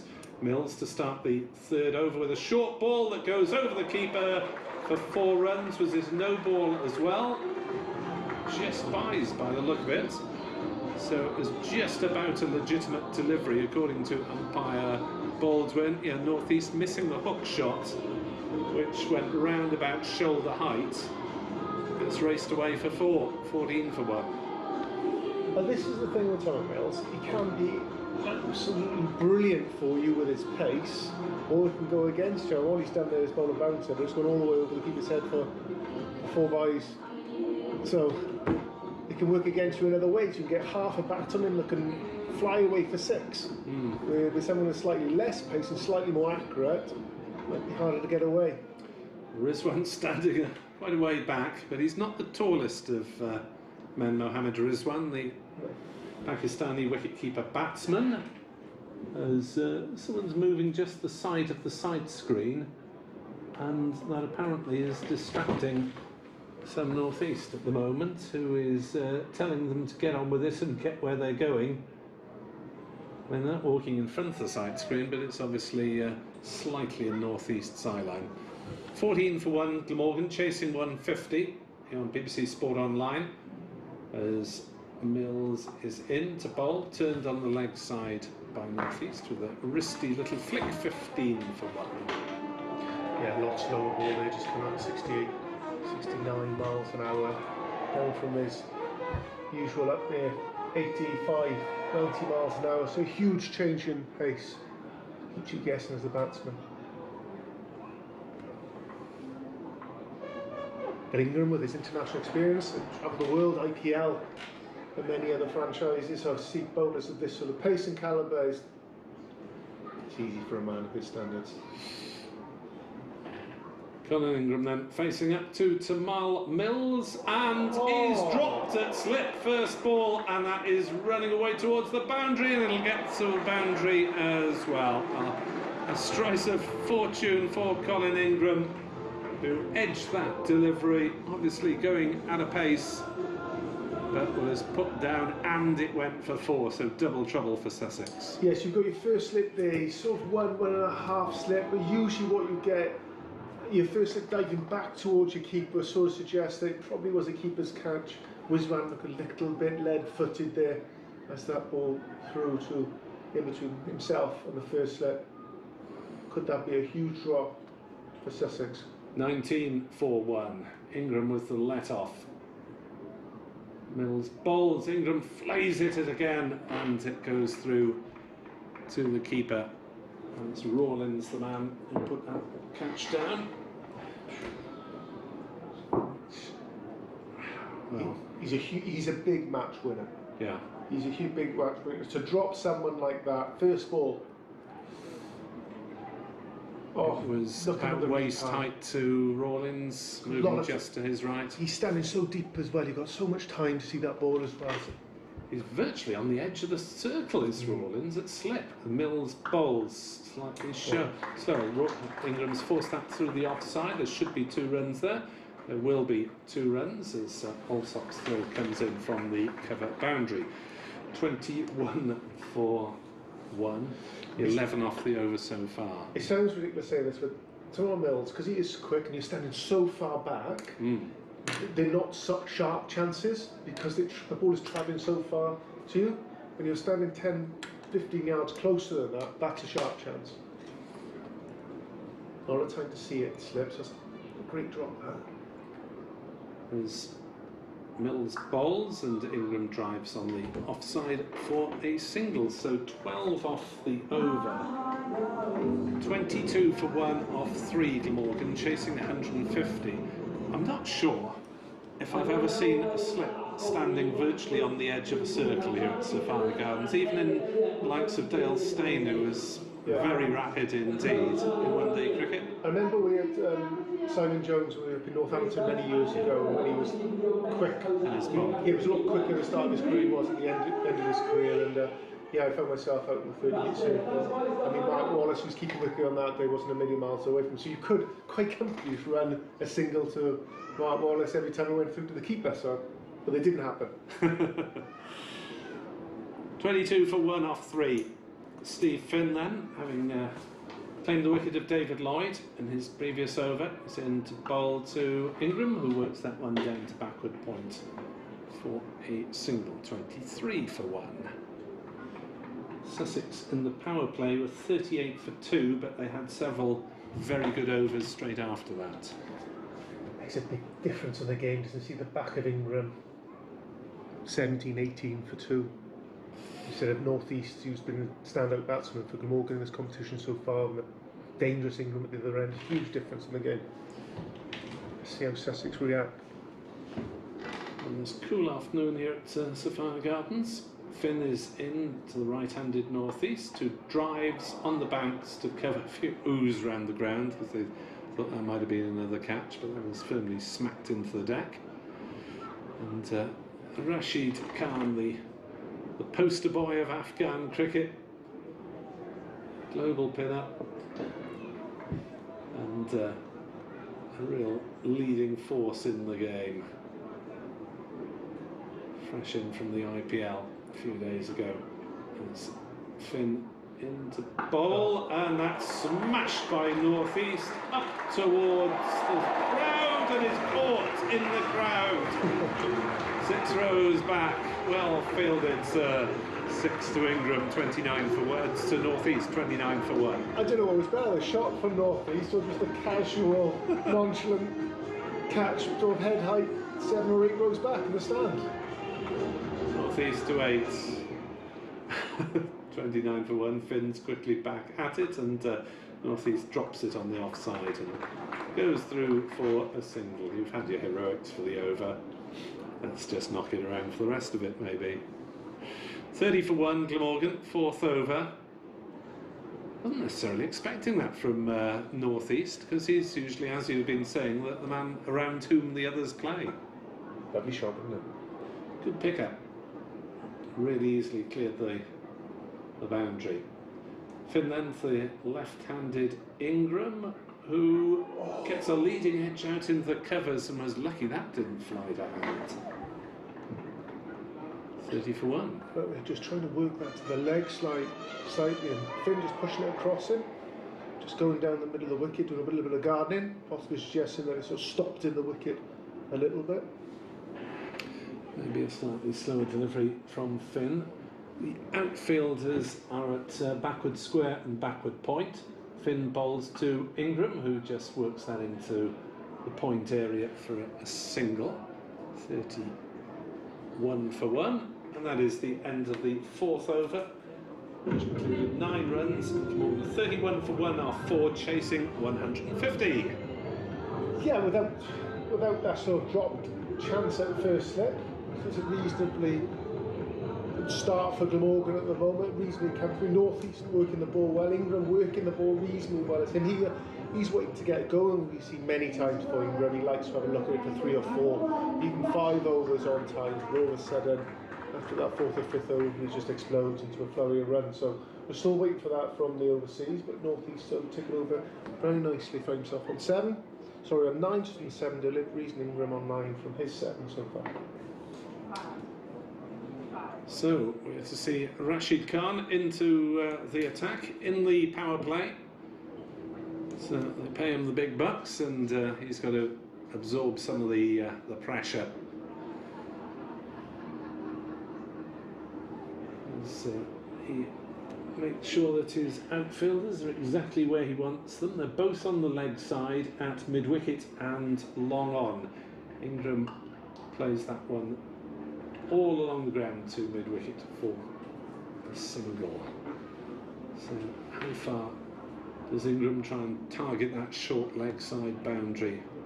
And so if he gets back on strike, it's the right-handed North East at the moment, so the outfielders push back towards the grandstand side of the ground, away to our right for the right-handed North East. They are at backward square. Oh no, they don't want him on the boundary. He's changed his mind. Crocombe is going up to the boundary at long on, so it's long on and mid-wicket are the men back, and a slip and 4 in the circle on the offside as North East drives gently to mid-off, and there's no run.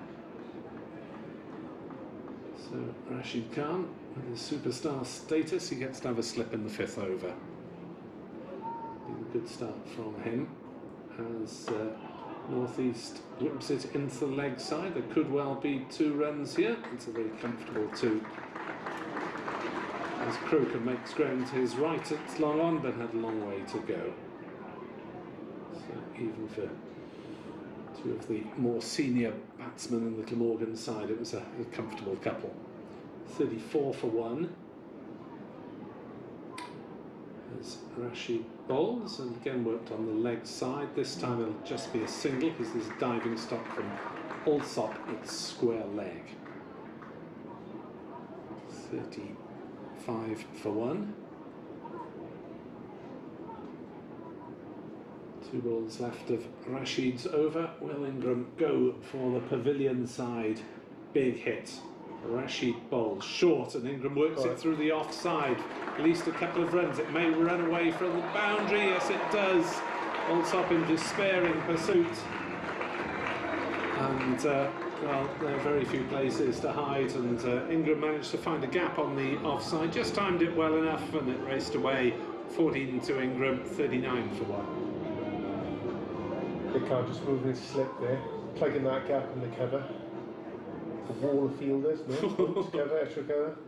There's 5 on the offside, one of whom is really in close as Ingram cuts, and he's got that one past short 3rd man. That one is running away for 4 as well. Ingram moves to 18 not out, and Glamorgan on to 43 for 1. 12 runs coming off Rashid Khan's over. Yeah, they're big bonus runs there. If you're sitting down and I'm like, right, which bowlers are we going to go hard at? Not the need, it's only 7.5 and over the need, but all of a sudden you pick up 12 off Rashid Khan, who is the best bowler for me in Sussex lineup here today. They are absolute gold dust, those extra runs over 7.5. So Ingram has 18, North East has 12 off 10, and this is the right-hander formerly with Kent and Hampshire's on strike against Steve Finn. Plays first ball back to the bowler, fielded by lanky Finn in his follow-through. No run. Kent Hampshire missed 2 clubs up there. Briefly with Notts and Yorkshire. There we go. But only for a couple of games apiece. 43 for 1. Finn turns, races towards us. Bowls, point by North East, picked up beautifully, and that one is struck just at the bottom of the stairs from the dressing room. In other words, the top of the pavilion seating, and that is big 6 from Sam North East on the short side of the ground. Yeah, to the short side, but I think in fairness, in any ground in the country, that would have been 6. Lovely shot from North East. Finn just dragging it too short, and North East was up to the task, picking that up well in front of square, 6 runs. What has Finn got to come back with? And he comes. Bowls, that's short on the offside and run down to short third man. It's a dot ball. Finn, well, you think of him more as a test player, in fact played a lot of limited overs internationals and 21 T20 games as well, so a lot of international experience for the 6'7" Steve Finn. Banging the ball in. Glamorgan have had a few troubles against the tall men of Middlesex over the years, him and Roland Jones. Now in Sussex colours, Finn is in to bowl. North East drives but to mid-off, and there's no run. So Finn's done well to drag it back with a couple of dot balls after being struck for 6. Glamorgan ahead of Sussex after the power play overs, with 2 balls to go of those fielding restrictions. Finn realises that he's going to change his mind about the outfielders at the last moment. He brings up the point and he sends back mid-wicket. So there's both outfielders on the leg side now. As Finn bowls to North East, who just turns the wrist, works it along the ground to mid-wicket. Single taken. 50 up for Glamorgan. Crowd. Pay attention. 50 up, 5.5 overs. Sussex's 50 came up in the 7th when they started to motor with Luke Wright at the controls. Finn into Ingram, who drives to mid-off for a single. So at the end of the power play, Glamorgan are 51 for 1, Sussex were 38 for 2, and how much is that drop chance off Ingram going to potentially cost Sussex? Yeah, it just feels like he's knocked the window of Sussex. Sort of, I was going to say, to help them, but to drop any player, but to drop Ingram is a huge cog in this Glamorgan batting lineup. It's a huge, huge drop, and it just feels like Sussex has gone very quiet. They haven't seen much G, haven't seen much running between positions of being that over. Very subdued up there from Sussex point of view. 51 for 1 Glamorgan. Ingram and North East both on 19. Going very, very, very well. They need a wicket here. They need 2, I think. Sussex get themselves back into a Field position. is scattered.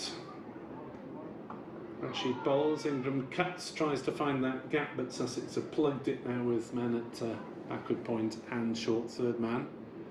Ingram's put a couple between them.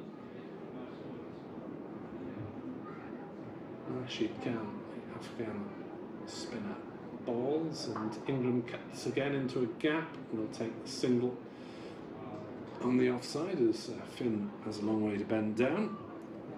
52 for 1. North East onto strike. This is the larger boundary on the leg side, and there are 3 men back on it, so I'm not sure if North East will be taking that on unless he goes straight. Khan bowls and North East defends back to the bowler. No run. So Glamorgan are going at 8 more or less, ahead of the run rate.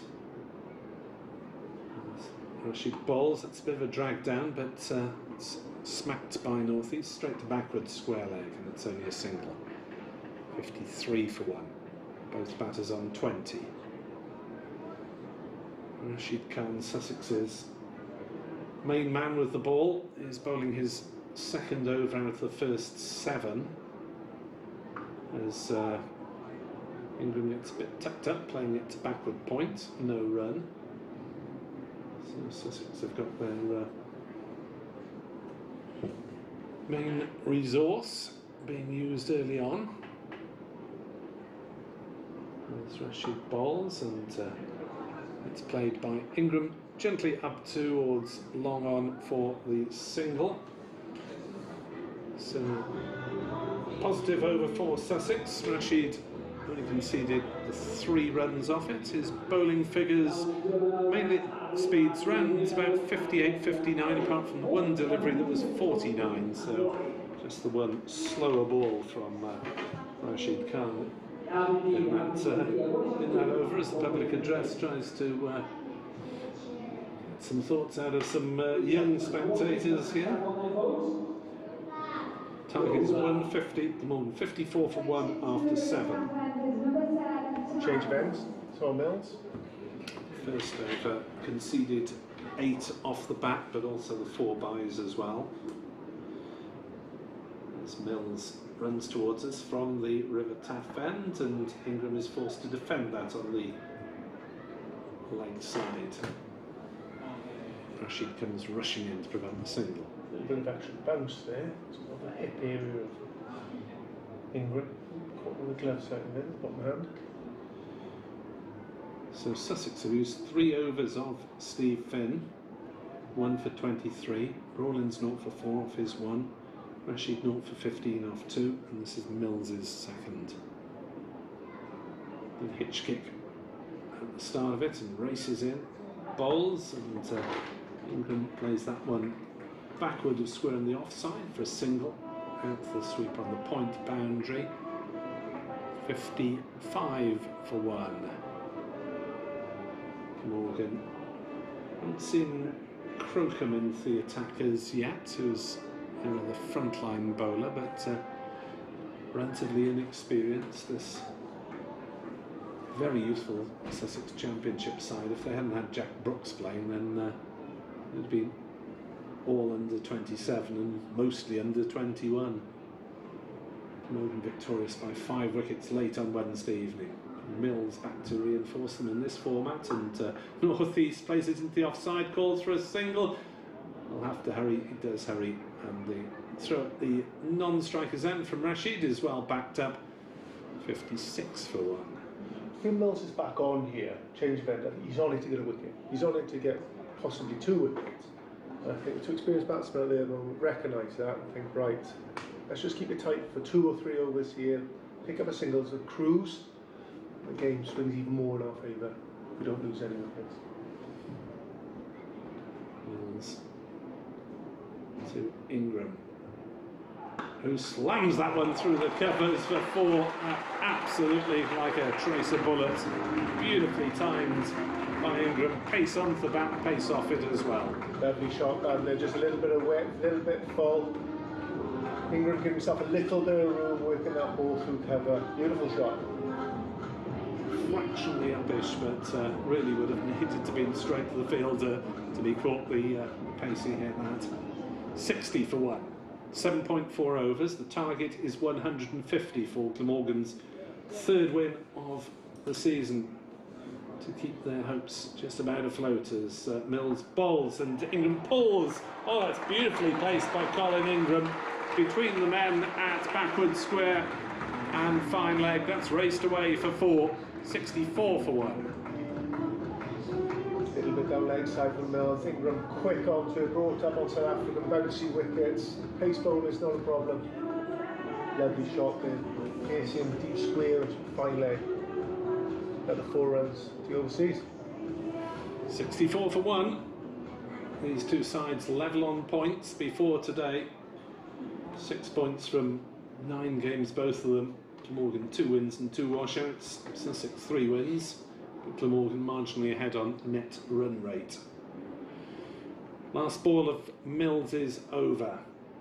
It's in to bowl to Ingram. It's a bouncer, and Ingram watches it sail past his nose, just sways back out of the way, saying, well, we've had our 10 runs for this over, that'll do, no need to take risks. 64 for 1 off 8, chasing 150. Yeah, that's what highlight their game plan there. It was a short ball. Ingram probably could have scored off that if the circumstances were slightly differently, but they've got themselves in such a good position here, Glamorgan, saying, right, let's just take the really easy runs that are on offer.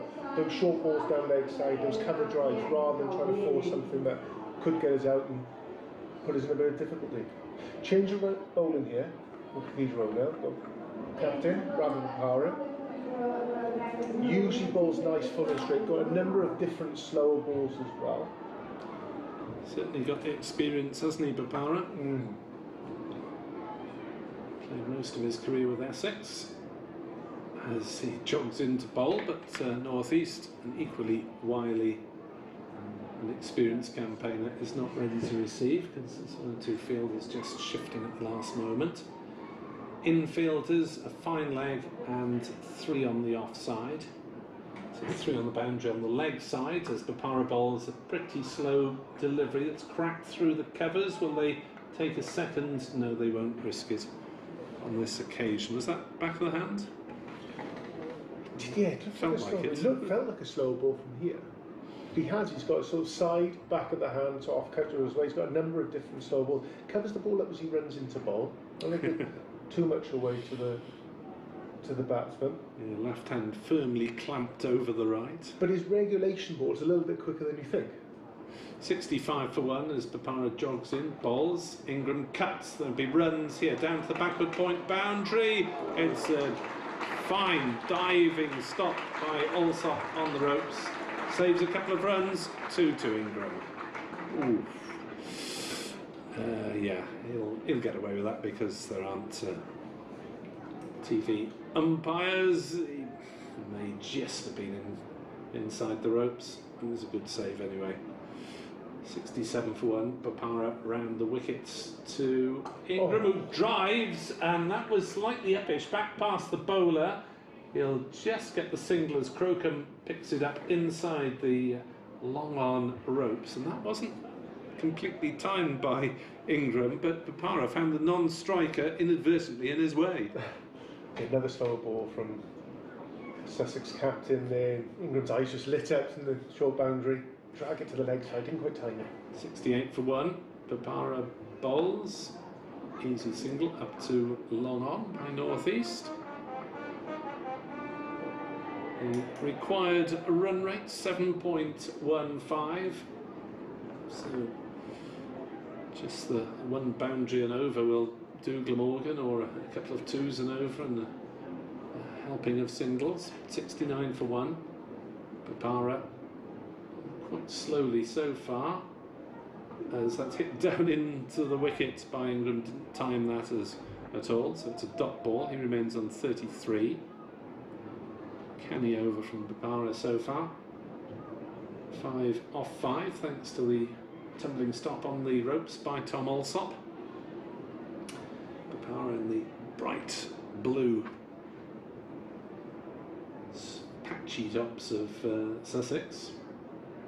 Bowls to the left-handed Colin Ingram, who goes the big swing. Appeal, not really an appeal for LBW. It's run down to 3rd man. It's a leg bye. It's 1 on the Glamorgan total. 6 off the Bapara over. And Glamorgan are 70 for 1 after 9.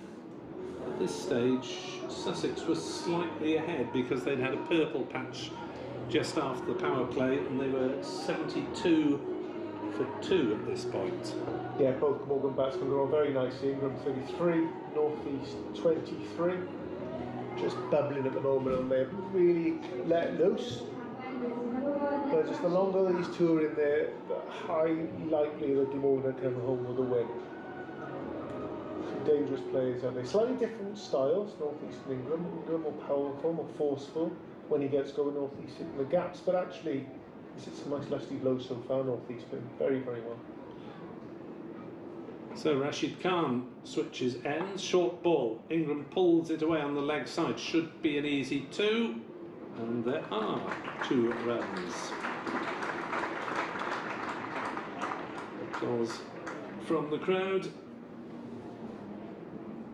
They may not need huge overs, Glamorgan. Sussex went in rather fits and starts. Glamorgan has been rather more consistent scoring as Ingram drives towards long on for a single, and there's 3 off 2 balls without really a shot in anger. And that's the problem. We don't take your catches.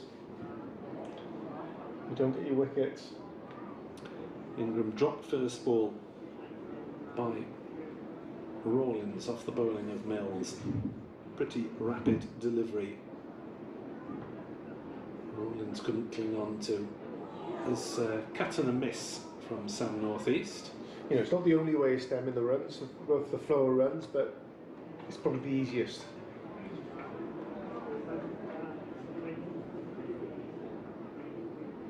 Rashid bowls and pull shot from North East up towards long on eventually. Easy single. 74 for 1.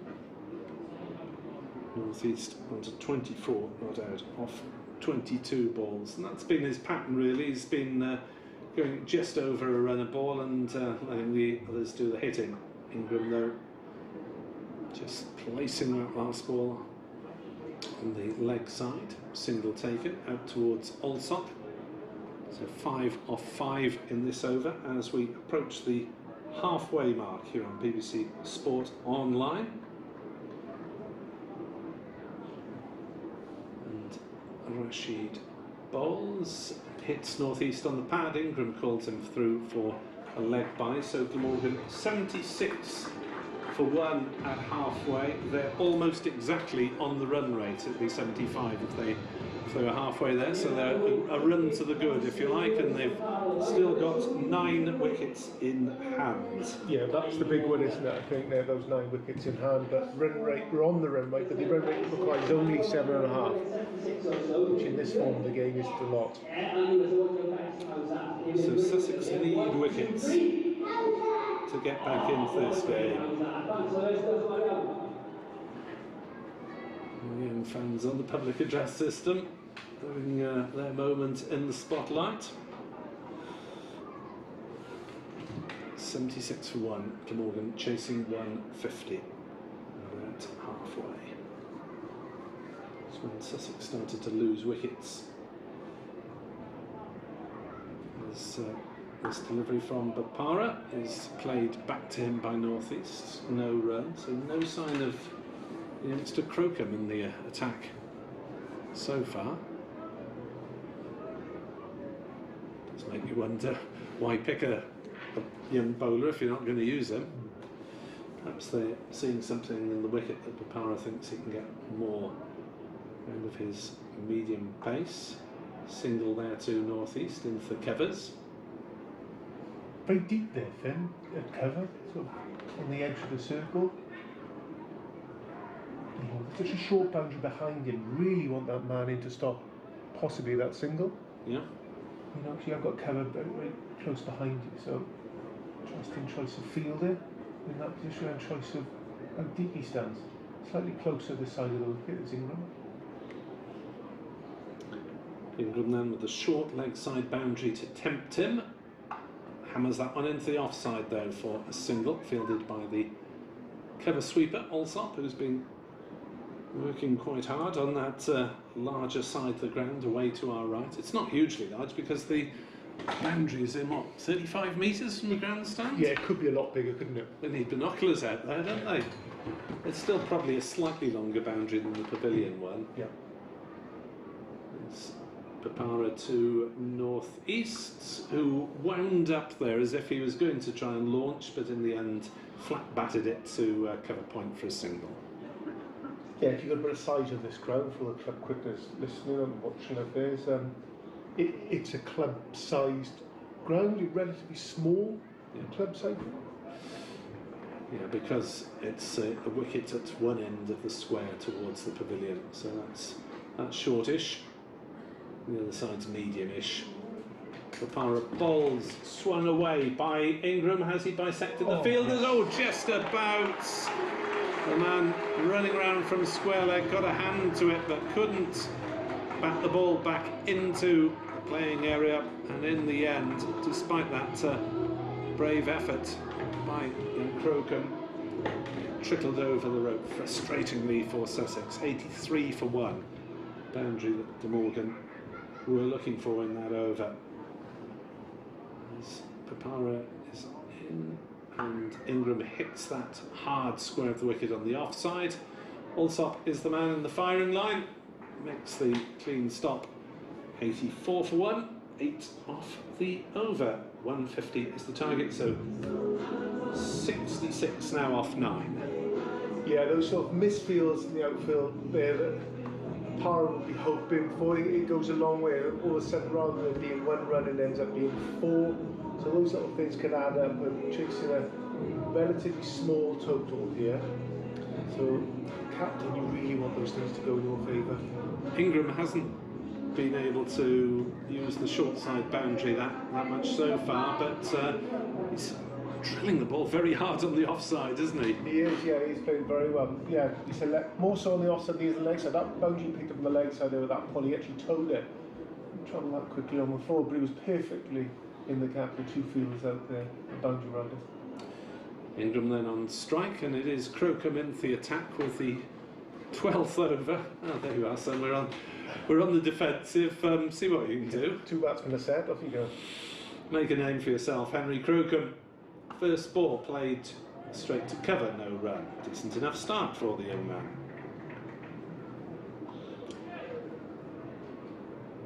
So 66 off 53 deliveries, 9 wickets in hand. Crucially for Glamorgan. It's dry Sunday afternoon after Saturday night downpours. Ingram cuts that one hard down towards the ropes. It's well fielded by Finn down in front of the members to our left, and we just have to settle for a single. Again, it's a short boundary on that 45 towards the members and the cricket school side of Sapphire Gardens. Yeah, the man who's 6 foot plenty, Finn is, he covers a lot of ground with a dive, isn't he? He has to go down though to start with. Here's Crocombe into northeast, who slams that one straight into Rawlins at backward point. It was hit hard, but hit straight at the fielder. 85 for 1, Glamorgan. Good start from Crocombe, just the one off his first 3 balls as Sussex look to drag this game back and maybe put some pressure on the Glamorgan middle order. Crocombe bowls northeast, could be caught. No, he's managed to get enough on it. It's sailed past mid-on and it's run away for 4. Sada, northeast, didn't quite time it. Thought for a moment he was going to hole out to mid-on, but it just beat the dive of the fielder and raced away for the boundary, and things are not going Sussex's way at the moment. More than 89 for 1. Yeah, on a different day we're on straight to the fielder rather than power there mid-on, but fortunate for northeast, he was far enough wide into it. He got enough of it as well, in fairness to him, to go to the boundary. So Crocombe to northeast, who's moved on to 30 off 28 deliveries, and smears that one around the leg side for a single out towards mid-wicket. Not the most elegant of the usually elegant northeast shots. No, it's not the most, but I can understand why. With such a short boundary, if you want to go for it, drag it over to the leg side, you could mistime it or even time it reasonably well and end up getting 6 for it. or in the gap. So yeah, absolutely no problem at all playing shots like that with short boundary. Last ball of Crocombe's over, and it's pulled hard by Ingram to mid-wicket. Rashid Khan fields on the boundary. It's a single and 7 runs off the over. 91 for 1 Glamorgan after 12. They need 59 off 8. So it's just less than 7.5. Yeah, they're in full control here, Glamorgan. 2 experienced players out there. They've been in this situation many times before. They don't know how to play it. They know what sort of risk to take to bring this game home for Glamorgan. Sussex, though, need to get rid of these two, don't they? Yeah. Otherwise, and put some scoring pressure on new batters straight away. Yeah, it looks really easy at the moment for the ball. You've got Mills, change bowler to the Cathedral Road end. Can he produce a wicket or two for his club to get them back into this game? At the moment, Glamorgan are running away with it. Mills, 10 wickets at 26, but an economy rate of 10 going into this game, which is not what you need from one of your frontline bowlers. As he looks to do some damage. Ingram on strike. Chipped on the leg side, is it going to carry? No, it doesn't. Towards mid-wicket, Ward comes in off the ropes. 65 miles an hour. Going to speed gun, so the slow from Tamal Mills. Ingram mistiming it, but getting away with it. Dropped first ball by Tamal Mills. It was Colin Ingram, or off Tamal Mills by Delray Rawlins. 92 for 1, chasing 150. It's 13th over. As North East plays it to backward point, straight to the fielder, no run. So North East continuing around a runner ball, and that's okay as long as Ingram contributes the boundary, 1 and over. Just trying to open that short boundary there, give himself a little bit of room. Good bowling with a slower ball from Mills. There's a fielder on the ropes who it's quite difficult to spot against the blue seats in the pavilion actually, but there is a man at cover point on the boundary. As Mills is in to bowl to Ingram, who drives over mid-off, is up in the circle, 1 bounce forward, a long off. Quality shot there from North East. Just the right length to pick the ball up over the infield within the circle there. Pass from North East. Yeah. He is one of those few players who actually did well in this form of the game, which is quite classic, good shots. You can imagine old school 4-day cricket. He brings that into the T20. He's a stylish player. North East moves to 35 with that boundary. Drilled over mid-off. Mills runs away from us. Bowls short, cut up towards third man, should be caught. He is caught. North East goes for 35. Sussex do get the wicket. Not the most conventional of fashions, but North East probably right to try and uppercut that delivery. Just didn't get enough up on it and hold out on the boundary. 96 for 2 in the 13th. Yeah, I agree. Right shot. He's a very quick bowler, isn't he? So any sort of bat that you're hoping with these short boundaries they'll carry him. But unfortunately for North East, he picked up the fielder there. A bit more height on it, but he would have seen it serve for 6. But again, another good innings from North East. 35 to his name. He's had a good season in this form of the game for the club. I think he's probably done enough for the club as well. Kieran Carson. Easy job for him to come in here, get Ingram on strike. That'll be his main aim.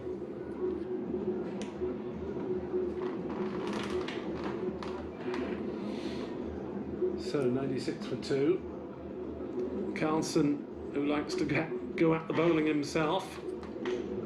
54 to win for Glamorgan. 7 overs after this, and they won't want to leave it until the last over if they can help. As Mills makes sure his troops are where they want them. He's swapping a couple of fielders round. He's got 5 in the circle at the moment. Try and put some pressure on Kieran Carlson. Tamal Mills then runs in, bowls to Carlson, short delivery. But Carlson has to get out the way of that. Was his faster ball. Yeah. Nice line as well. Fizzling past the nose. Sort of the neck, chest line of the batsman there. It's all on the way up as it goes through past the batsman there. That's nice fast bowling, that. So Sussex getting the tighter over they wanted. It has been the one boundary off it. Will it be a change up with a slower ball for the last delivery? He's gone with a heat first step, but this is slow.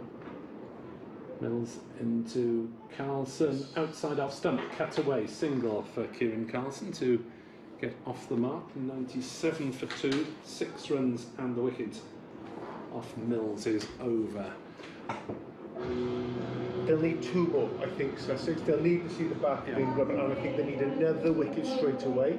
So they need to go bang, north-east gone. Need to see the back of Ingram and one other, and then they'll put a bit of pressure on Glamorgan. No Chris Cook in this side, because the young wicket-keeper Alex Horton has come in. I would imagine that Douthwaite will probably go up 1 to 6 and Horton at 7. I think they go the other way. I think he's known for his batting, Horton. I think you expose him rightly, I think, if you bat him, especially in a game like this now, which isn't a huge stretch for a young player. So right, in you go, right, let's experience it.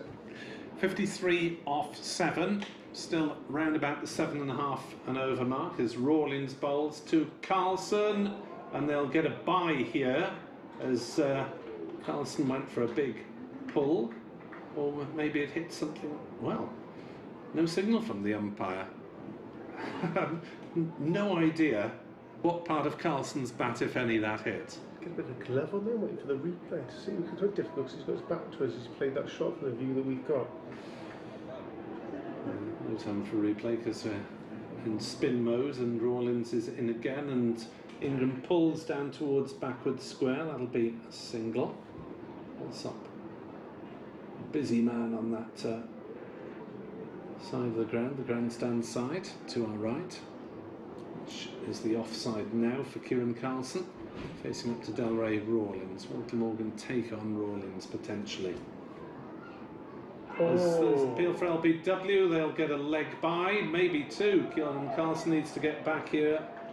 He does as Mills scrambles back to field. It's a 3rd man. And that's 100 up for Glamorgan in the 14th over. They're 101 for 2. Needing 49 runs now off 6.5 overs.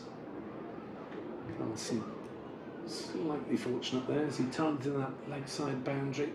Can he find it? Rawlins firing it in, left arm. Carlson drives through the covers for a single. 102 for 2. Temptation for Carlson to try and hit the left arm spinner with the natural trajectory of the ball towards that short leg side on the pavilion side the ground. 102 for 2. Rawlins to Ingram, fires it in and glanced by Ingram down to short leg, or short fine leg. Mills made a good stop. Carlson was always going to run the single there. Mills he thinks he should have done better, maybe. Yeah, I think he was trying to get a throw away for a run out, but he just kept on falling away to his left. He couldn't quite get the ball away. Did well to get behind it, really. Prevent it running away for 4. Rawlins to Carlson, who will flick that towards backward square. Might look for a second, but good piece of fielding from Alior on that pavilion side of the ground.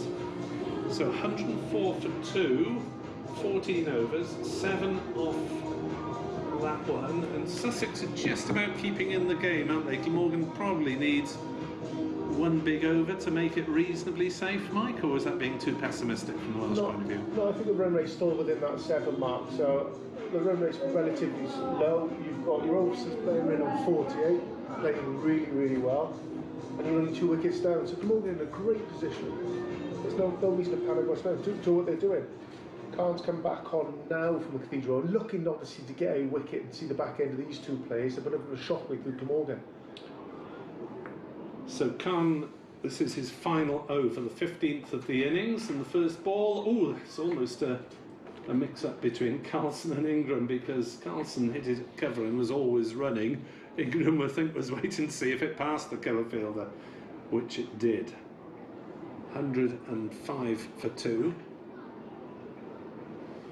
46 needed. 5.5 overs. 45 needed. Ingram on strike. Rashid to bowl to him. Ingram just plays it into a gap on the offside. You've got your star man in the attack, Rashid Khan. To Glamorgan just look to work singles now? Absolutely, against Cardiff, definitely. If you can take 6 off this over, right, their best bowler done. Right, he's parked. Right. The lesser bowlers now we can score a few more off. Rashid to Carlson, who steps back, tries to cut and misses. The ball going between his body and the stumps. As Khan followed him down leg side.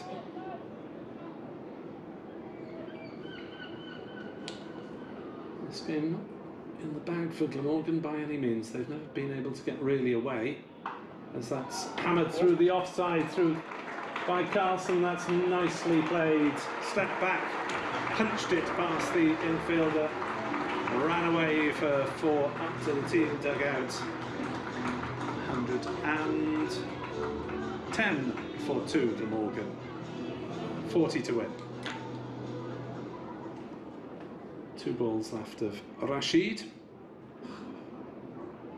As Carlson drives into the offside, takes a single, 2 point, 111 for 2. Nelson on the board.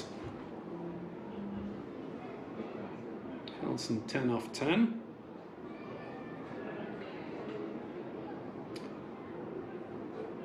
Rashid's the last ball.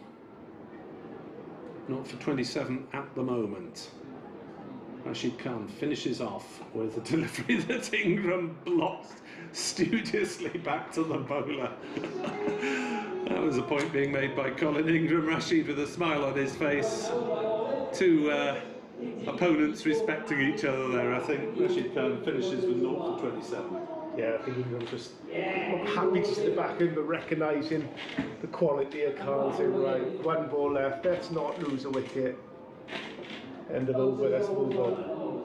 111 for 2, Glamorgan lead 39 off 5, so it's going up a little bit to 7.8, but lots of wickets in hand.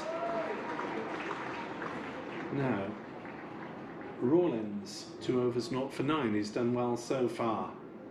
Carlson on the strike, pulls, the ball trickles out on the offside though for a leg by, as Carlson was looking to maybe slog sweep that one towards the pavilion side. A little bit quicker than he expected. 112 for 2, but it's not comfortable for Glamorgan, as Ingram drives back past the bowler for a single to complete his 50, and it's come off 39 deliveries, and it's included 6 boundaries.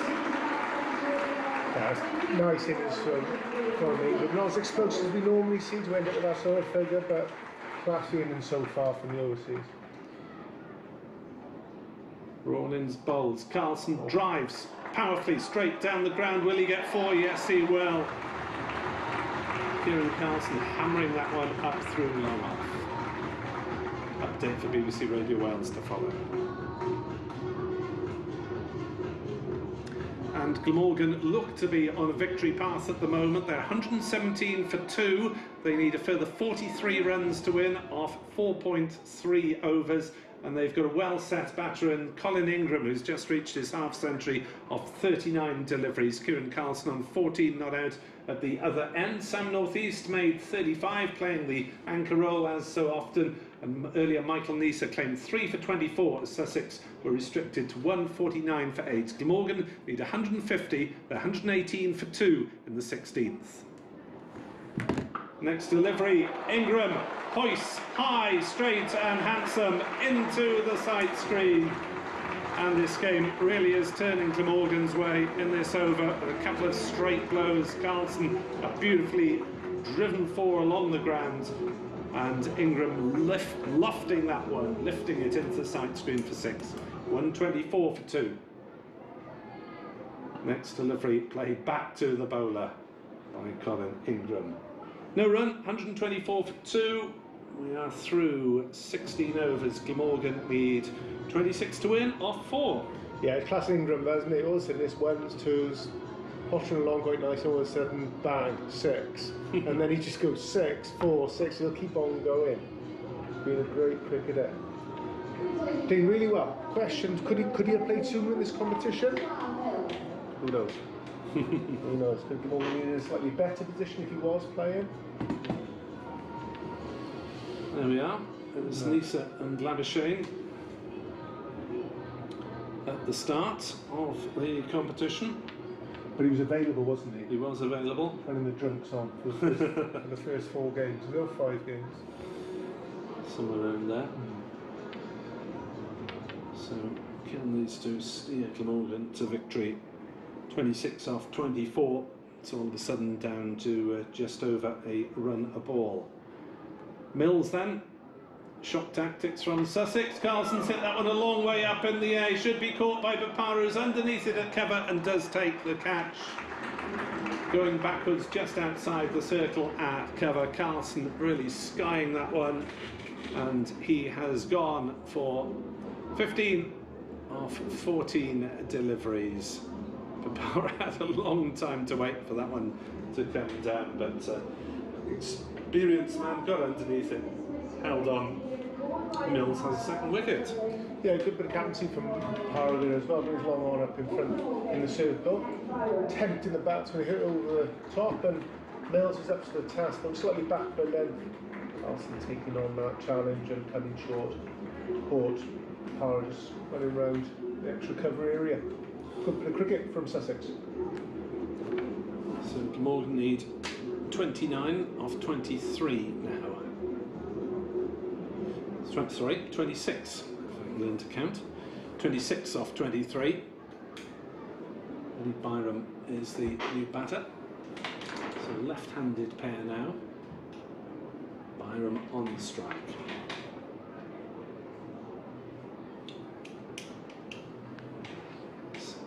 Mills into bowl. Short flayed away towards point. Is he going to be out? He is. Byram has gone first ball, and Sussex have a double breakthrough just to get themselves maybe back into this match. Byram playing an uppercut, not really with the conviction it was needed, and found the fielder coming in from the backward point boundary. 124 for 4. Yeah, could be here twists. 2 wickets, what we asked for, but Ingram's the key wicket, isn't he? We're trading one of those wickets for Ingram. It could be a different game, but they'll take the 2 wickets. This is what Mills brings. He might go for a few runs, but he picks up wickets. Carlson skying to cover, and Byram to backward point, first ball. 26 off 22, and Douthwaite will come in ahead of the youngster Alex Horton. Douthwaite is a man who never dies wondering when he's at the crease. It's either him or the bowler. There's no scoreless draws. In the back of my mind, didn't he do very well down in Sussex? Nearly part of his career with Glamorgan. He won first or second game down at Sussex. Yeah, sounds familiar. Yeah. Quite quick 50. Yes. Yeah, you're right. Chasing the game. I remembered right. 124 for 4. 26 off 22. Mills to Douthwaite, who plays it to backward point, and it's well stopped. No run. So 2 wickets and a dot from Tamal Mills at the start of this 17th over of the innings. It's 26 off 21 deliveries now. Just a little bit of pressure building on Glamorgan. He did make a bit of a hash of a more modest chase against Hampshire and a more difficult wicket. Mills bowls to Douthwaite, who tries to cut, and the ball bounces through to Rizwan on the second or third bounce. Slower ball. There's probably a bye to be run there, but Ingram is not necessarily a man for the sprinted single. So no runs off the first 4 balls of this over from Tamal Mills. This is his last over. He has 3 for 24. Same figures as Michael Nisa had. And Mills is into ball. Douthwaite hammered that one a long way up in the air. Will he get away with it? Yes, he has. It's going for 6 into the sight screen. It did go up a long way, but thankfully for Dan Douthwaite, it went far enough as well and just bounced back off the sight screen at this Cathedral Road end. And that could be the sort of blow that relieves the pressure for Glamorgan. 20 needed off 19. Absolutely. 2 mid-on, mid-off, up inside the circle. That's a gamble you take. I mean, Glamorgan, someone back on the boundary was hanging up there for so long. I'm sure one of those fields would have come round to catch it. But lucky for Douthwaite, fields are up, boundaries are short, 6 runs to his name. 130 for 4, 20 needed for Glamorgan. Sussex need to keep taking wickets. Mills has got 3 already, but this is his last delivery of his spell. Left arm around, and it's a dot ball as Douthwaite cuts to short third man. So just the 1 scoring shot in the Mills over. It was a 6. Mills finishes with 4 overs, 3 for 30. So 3 overs left. Glamorgan need 20, and the bowlers available to Sussex. 1 apiece from Rawlins and Finn available, 2 from Bopara or 3 from Crocombe. And it's Bopara, skipper, who will take on the responsibility of bowling the 18th over. Glamorgan with 20 to win. 20 to win. 18 balls. As a batsman, you're probably going to play 3 good shots and the rest you pick up in singles. That's probably what you're looking at as a batsman. Bopara bowls. Ingram slaps it away on the offside, but strike for point fielder Ward is the man on the boundary in front of the pavilion. Single taken. 131 for 4. Now will Douthwaite go for the mid-wicket boundary? I'm going to say with an over to spare. Full 6 balls to spare, Glamorgan's game. What do you reckon, mate? Settle for 4 balls to spare, I think. I think Sussex might take it into last over, but Glamorgan, big favourites at the moment, which is not something you hear me say very often, as Douthwaite plays up towards long on and will just settle for the single. 132 for 4. But responsibility on Ingram to stay there and steer them home. They've got some hitters to come at Glamorgan.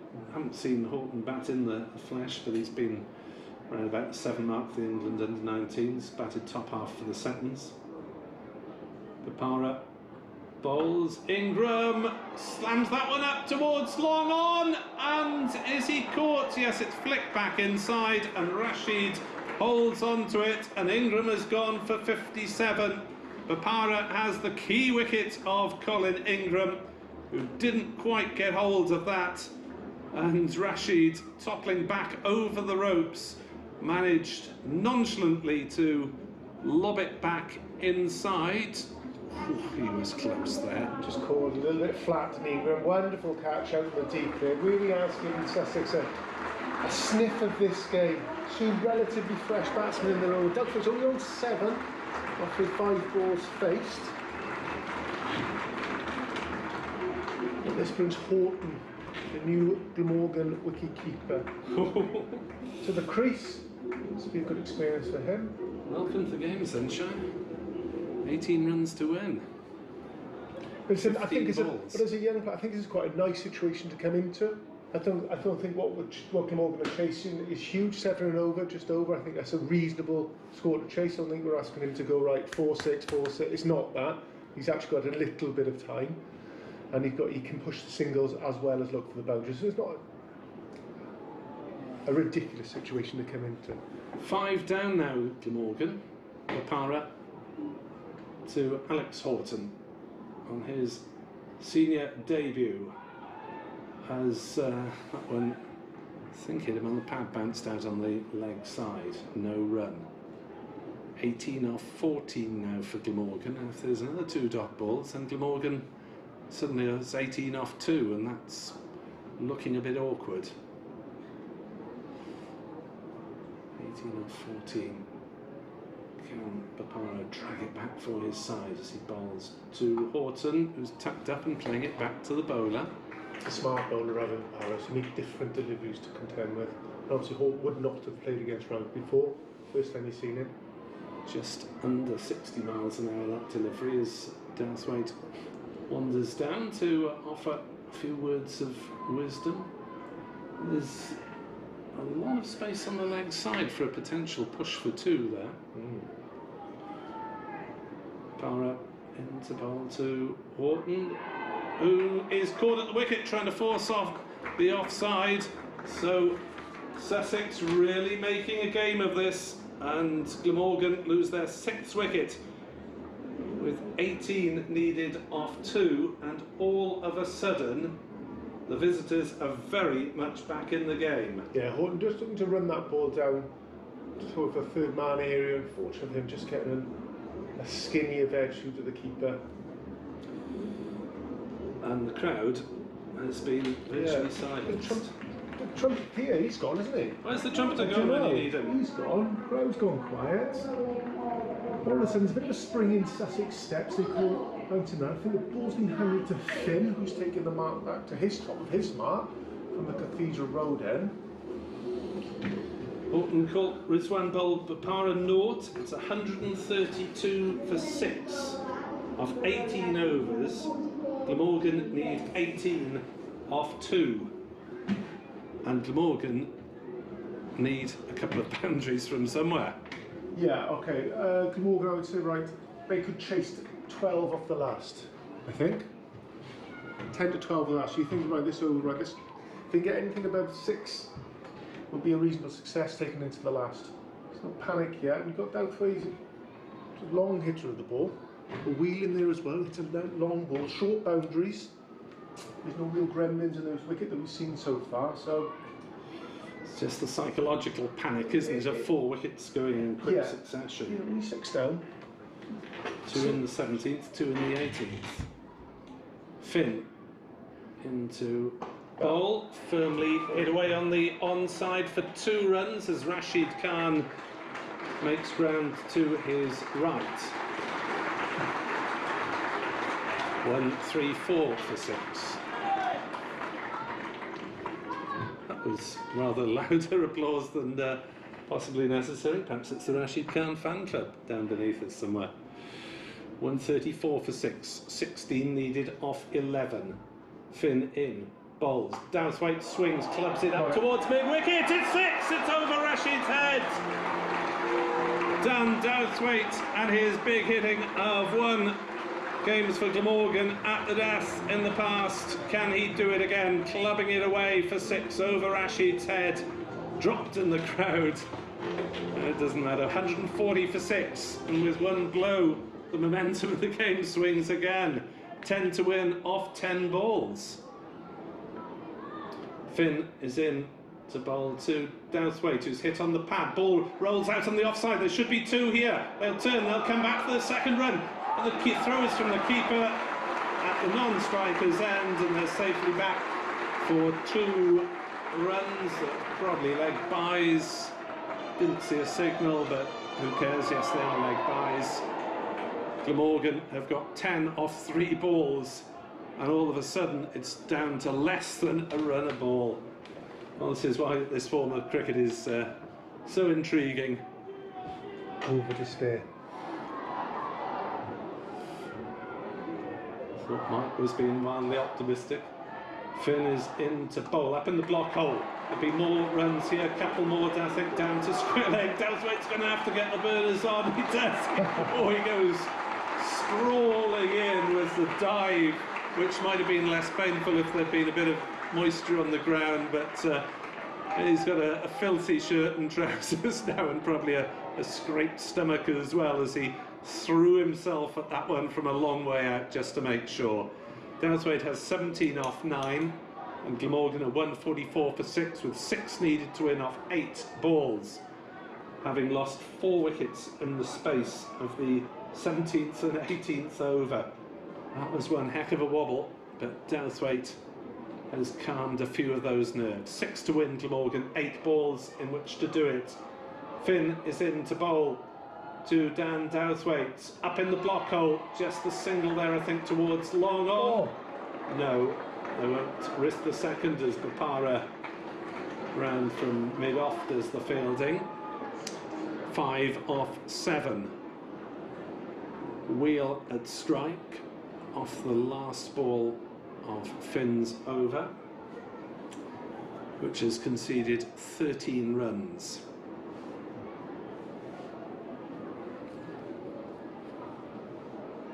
So Wheel, tall left-hander with a long reach.